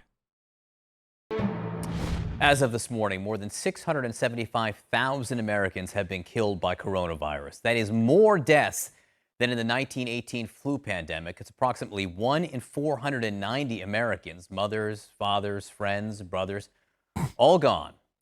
That many people could fill almost 10 NFL stadiums. Nearly 2,000 Americans. Just like American metrics. American metrics are so funny. That's 10 football stadiums worth of people, folks. Are dying every day now. CNN's Dr. Sanjay Gupta takes a look at how we reached this devastating toll. A little more than a century ago, an influenza pandemic ravaged America.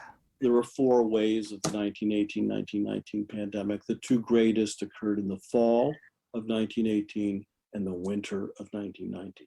Dr. Howard Markel has studied epidemics in American history. This was an era where there were no medications, there were no vaccines for influenza. We didn't even know it was caused by a virus. Best projections, 675,000 people died.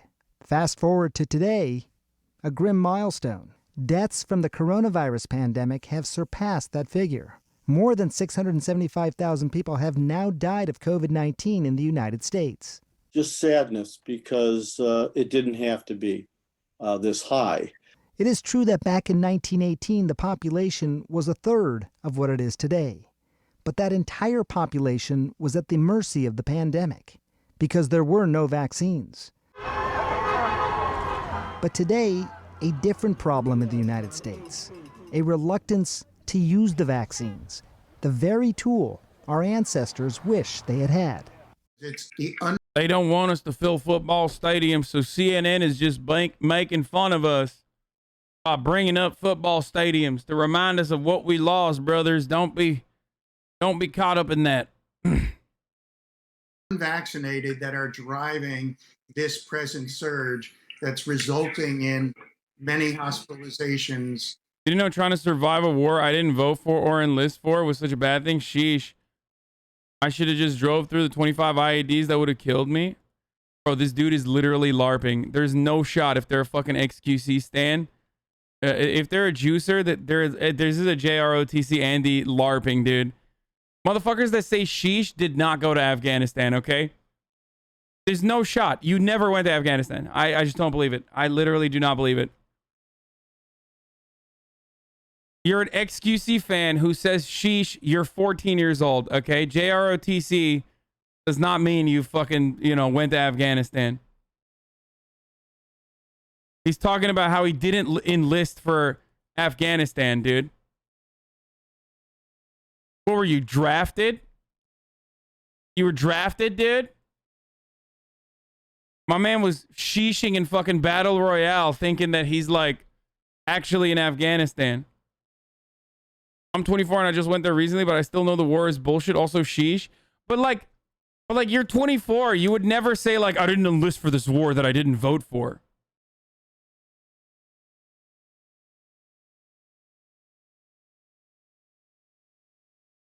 I love valor theft though, so you know, keep that energy. Whatever you want to think, my guy. If that makes you feel happy and feel right, whatever makes you happy.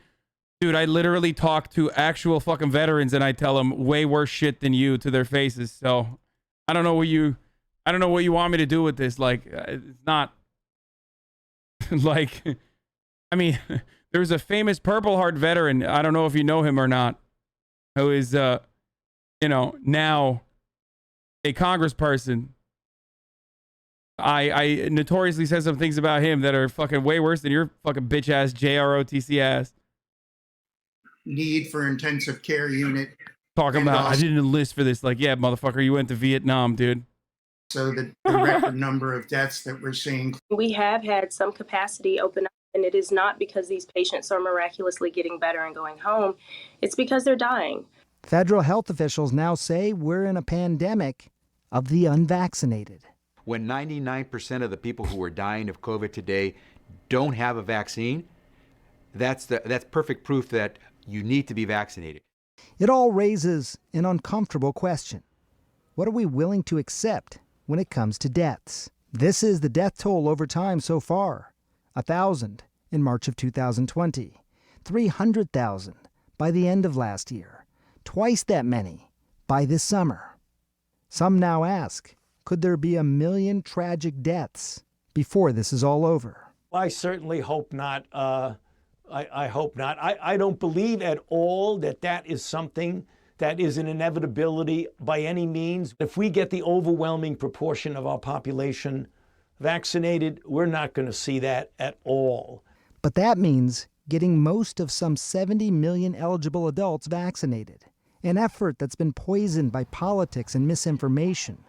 The worst it has been in 100 years. It's never been this level of anger and politicization and distrust. 2021 isn't 1918. They lack the science to prevent 675,000 deaths, whereas we, to a great extent, have lacked the will. Dr. Sanjay Gupta, CNN, reporting. It isn't obvious at all. Oh! God damn it, dude!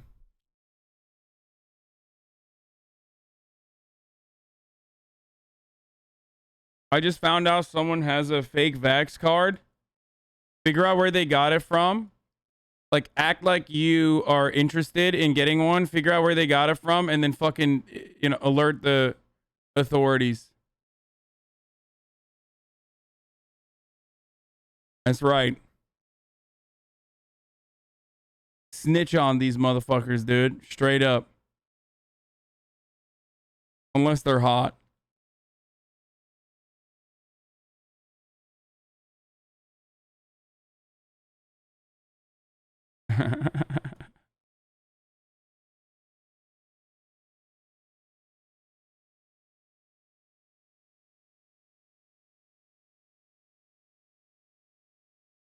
That science. Unless they're hot and they have a cute dog.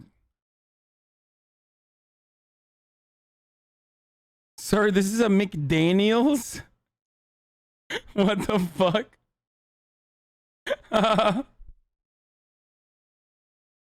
If they're hot, invite them over for Joe Rogan in Turkish. Maybe baklava.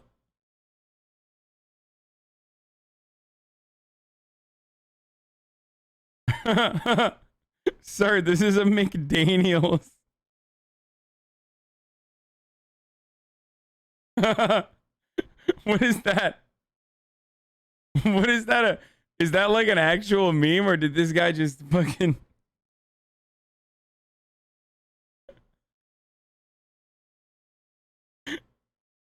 No, I know, sir, this is a Wendy's.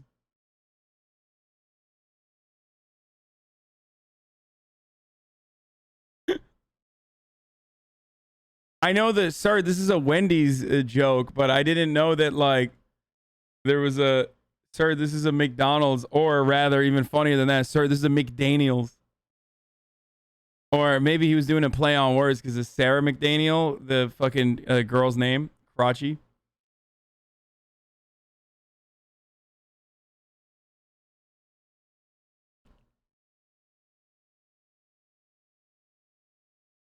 I'm a vet. I served 2006 2010 as a USMC infantryman. I was 1/3 C out of MCBH, Oahu, Hawaii. I did 2 combat tours in Iraq. I have a DD-24A4 to prove it. Not that I need to prove it to anyone. I'm also a disabled vet through the VA during my time in the war. You can fuck yourself if you want to challenge my service and sacrifice. If you choose not to believe me, it's what you want to hear, what I have to say. What? What's this guy saying? It's called asymmetrical warfare, and it isn't simple. I fought in the Middle East in the war on terror as a Marine infantryman, and I can tell you that what you're saying is categorically false. Our rules of engagement wouldn't allow most explosives, especially on soft targets, infrastructure, or cultural import. Just know that war is complicated, but you are wrong. I was there. I'd have gone to Leavenworth doing what you are suggesting. We did actually win in Afghanistan. All right, brother. Look. If that helps you cope, this guy, if that helps you cope, okay? If that helps you cope with the reality, like, I don't want you to fucking, you know, implode, okay? Yeah, you won, dude. Yeah, you won, Grandpa. You totally won, dude. Just like we won in Vietnam. Win a lot of L.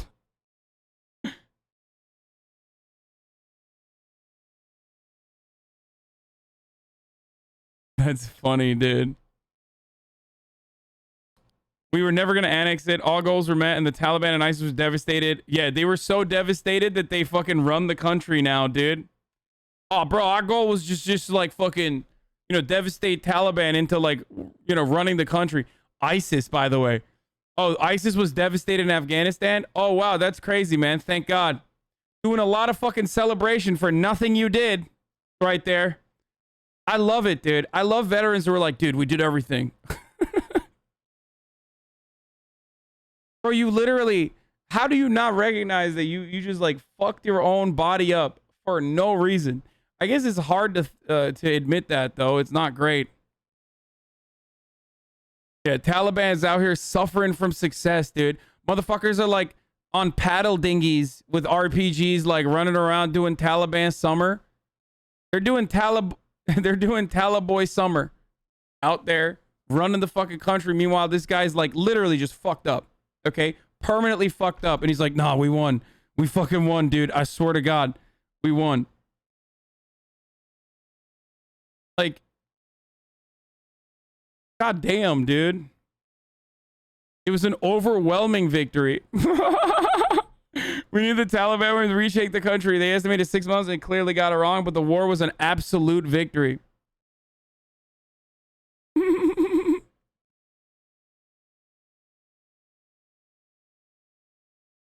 Many of us sacrificed a lot for our country, and many of us were proud to help these countries. Don't oversimplify and devalue our sacrifices. If I were to oversimplify and devalue your quote-unquote sacrifice, I would say that you're just a fucking war criminal crying in my goddamn chat. Okay? That would be devaluing your sacrifice. That you did a bunch of fucking war crimes to unsuspecting individuals who did not fucking deserve it because you were duped into doing that. Okay? That's how I would devalue it. At least be happy that I'm taking a more tolerant approach and saying that, like, you are a victim of misinformation, I hope, instead of just a bloodthirsty psycho like the rest of the fucking chuds that joined. Your name is also literally slaying bodies, so I don't know how much you fucking... I mean, I fought in Iraq on 2 tours, and I'm not happy about it. I wouldn't have done that, and I lost friends as well. Wait, what the fuck? What happened, bro? 920, this guy's like, I'm not happy about it. And now he's like, dude, I sacrificed so much, dude. We fucking won overwhelming victory. What happened, dude? 920, this guy joins the chat. He's like, until you've been there where I've been, you can shut the fuck up. Dude, listen. Until you have been shot at and immediately called in air support that fucking wiped out half the village, you do not get to have a say in this conversation, okay? You need to get shot at and then call in air support immediately as you duck in a fucking trench and then end up killing a bunch of fucking goat herders. You don't get to have a say, sir. You can't. You can't have a say in this conversation. America's amazing and we can destroy the whole world simultaneously. But America is a force for good that isn't news or controversial? Dude, yeah, totally.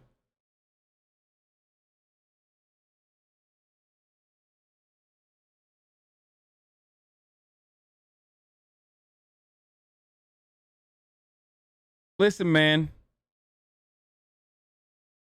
Listen. I see that you're not subscribed. So the only thing you're sacrificing is seeing the 60-second ad break, okay? That's a body that's slain right there. Boom. Because at the top of the hour, there's a 60-second ad break, okay? My veteran friend. But if you no longer want to see that ad break, all you need to do is subscribe. You can do that for $5. You can do that for free if you have a Twitch Prime. Twitch Prime is free. You can also use an ad block or a VPN. Shoving your nose in war criminals issues again, I see.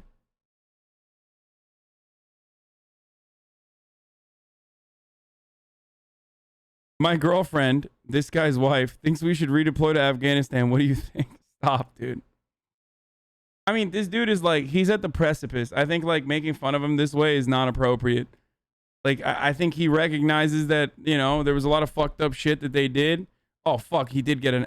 God damn it. He did also not get the ad break. Calling me a war criminal with no knowledge of what I did is bad faith. Many of us aren't happy about it. It was a fucking war. We rarely had air support at our disposal. I'm not... Rarely implies that you still did. You know who didn't have fucking air support? The Afghan villagers that died. Or the Taliban that defeated the American military. I'm not trying to be confrontational, but don't belittle veterans for their sacrifices. It's not okay. Dude. Let me just explain something to you, okay? This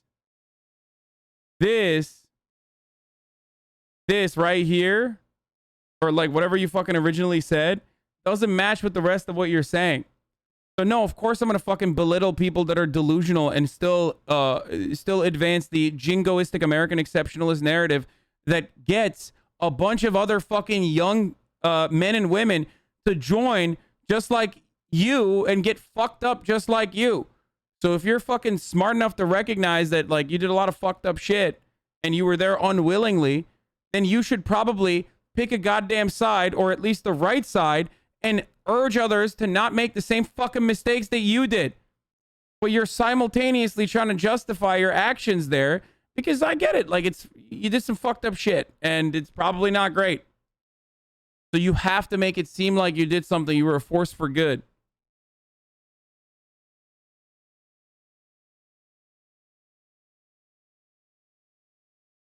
Okay?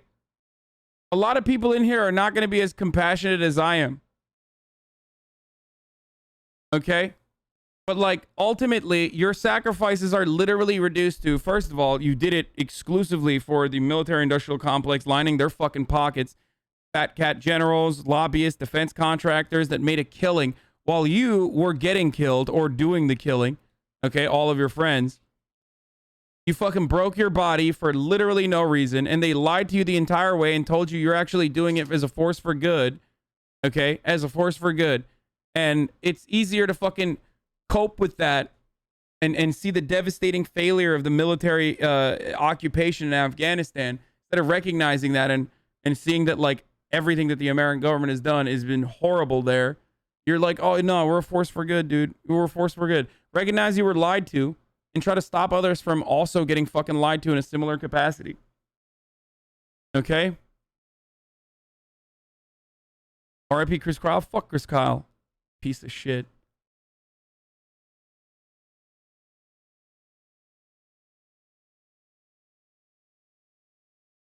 Yeah, fuck. Chris Kyle can suck my dick, dude. Oh, wait, he can't.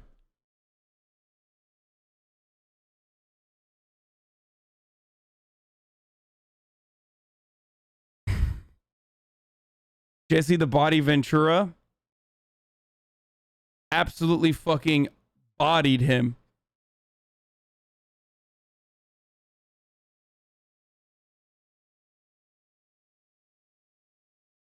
Do you think the U.S. will ever take vets off pedestal? No, because the pedestal is all they have, dude.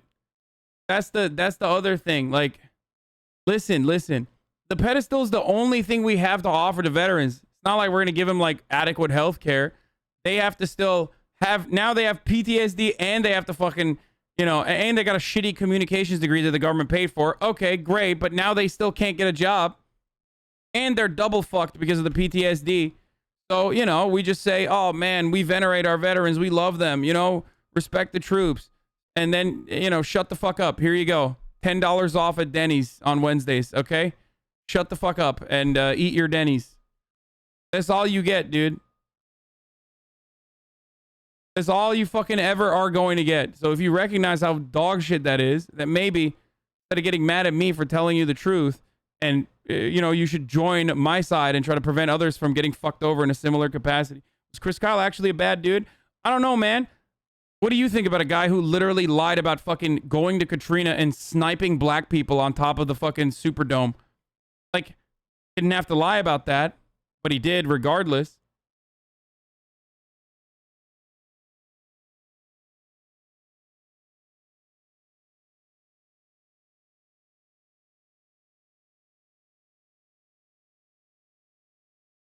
Every 22 minutes, a veteran's fucking committing suicide. There are thousands of veterans that are fucking homeless in the street. Yeah. You think this country gives a fuck about veterans? No, they don't. If they gave a fuck about soldiers, then they wouldn't have fucking sent them overseas to go terrify Afghan people. Okay? For no reason other than, you know, maintaining control over some fucking opium fields so JSOC can, like, you know, wet their beak. And the CIA can still fund their, you know, weird black site operations or whatever the fuck they're doing overseas. Or it's 22 veterans a day, not every 22 minutes. Sorry.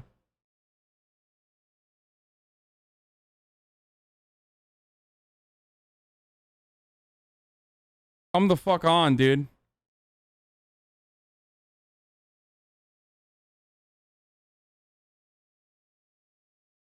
And if you step out of line as a veteran, like Mike Preisner, who yelled at fucking George Bush's, you know, nice little conference that he held in Los Angeles, they fucking kick you out of that room. You know, because they don't give a fuck about you. You're nothing. You're literally nothing. Like, it's just, you're nothing. At least I'm honest and I'm telling you, like, these people fucked you over. Tell him about invade the Hague Act if he doesn't like being called a war criminal. Yeah. The American government created a law where we would invade the fucking Hague if the International Criminal Court ever actually extradited an American citizen that did a war crime and tried to prosecute them. That's right. It's in the law.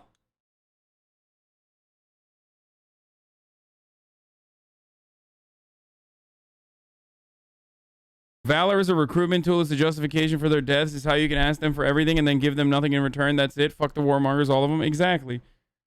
Like, how are you going to sit here, experience what you've experienced, and then fucking continue justifying other people? Like, continue fucking sending other people to that same exact fate.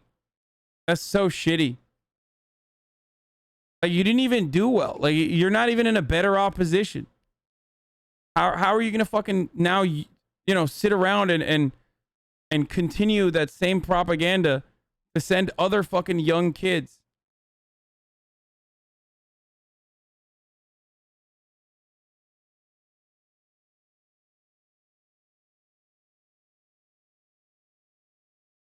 Think about that, dude. You did all of that just for fucking bragging rights and 10% off at Denny's, dude. That's so sad.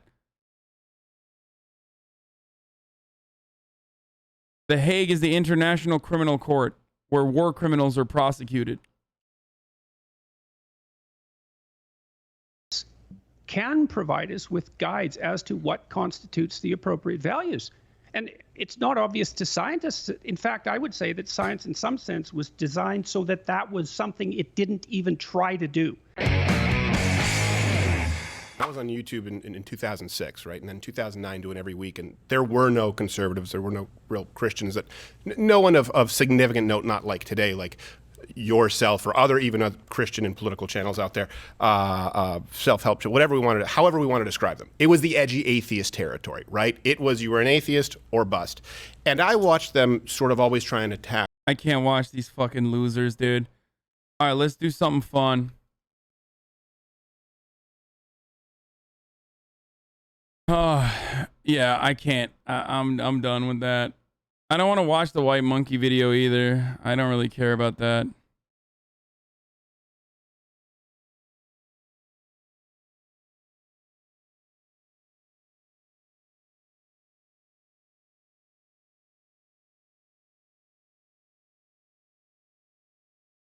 Wrestling, Peterson's way more of a juicer than you.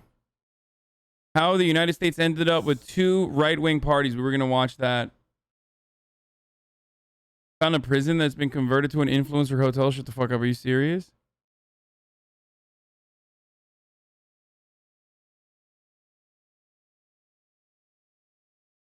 What?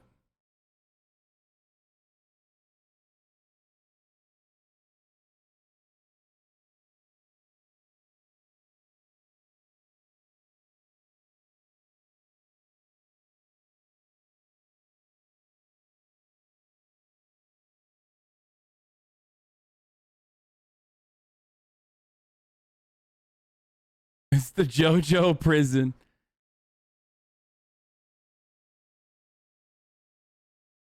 It literally is the JoJo prison, dude. Oh, we were gonna watch last week tonight WWE. Yeah, let's do it. Let's do that instead.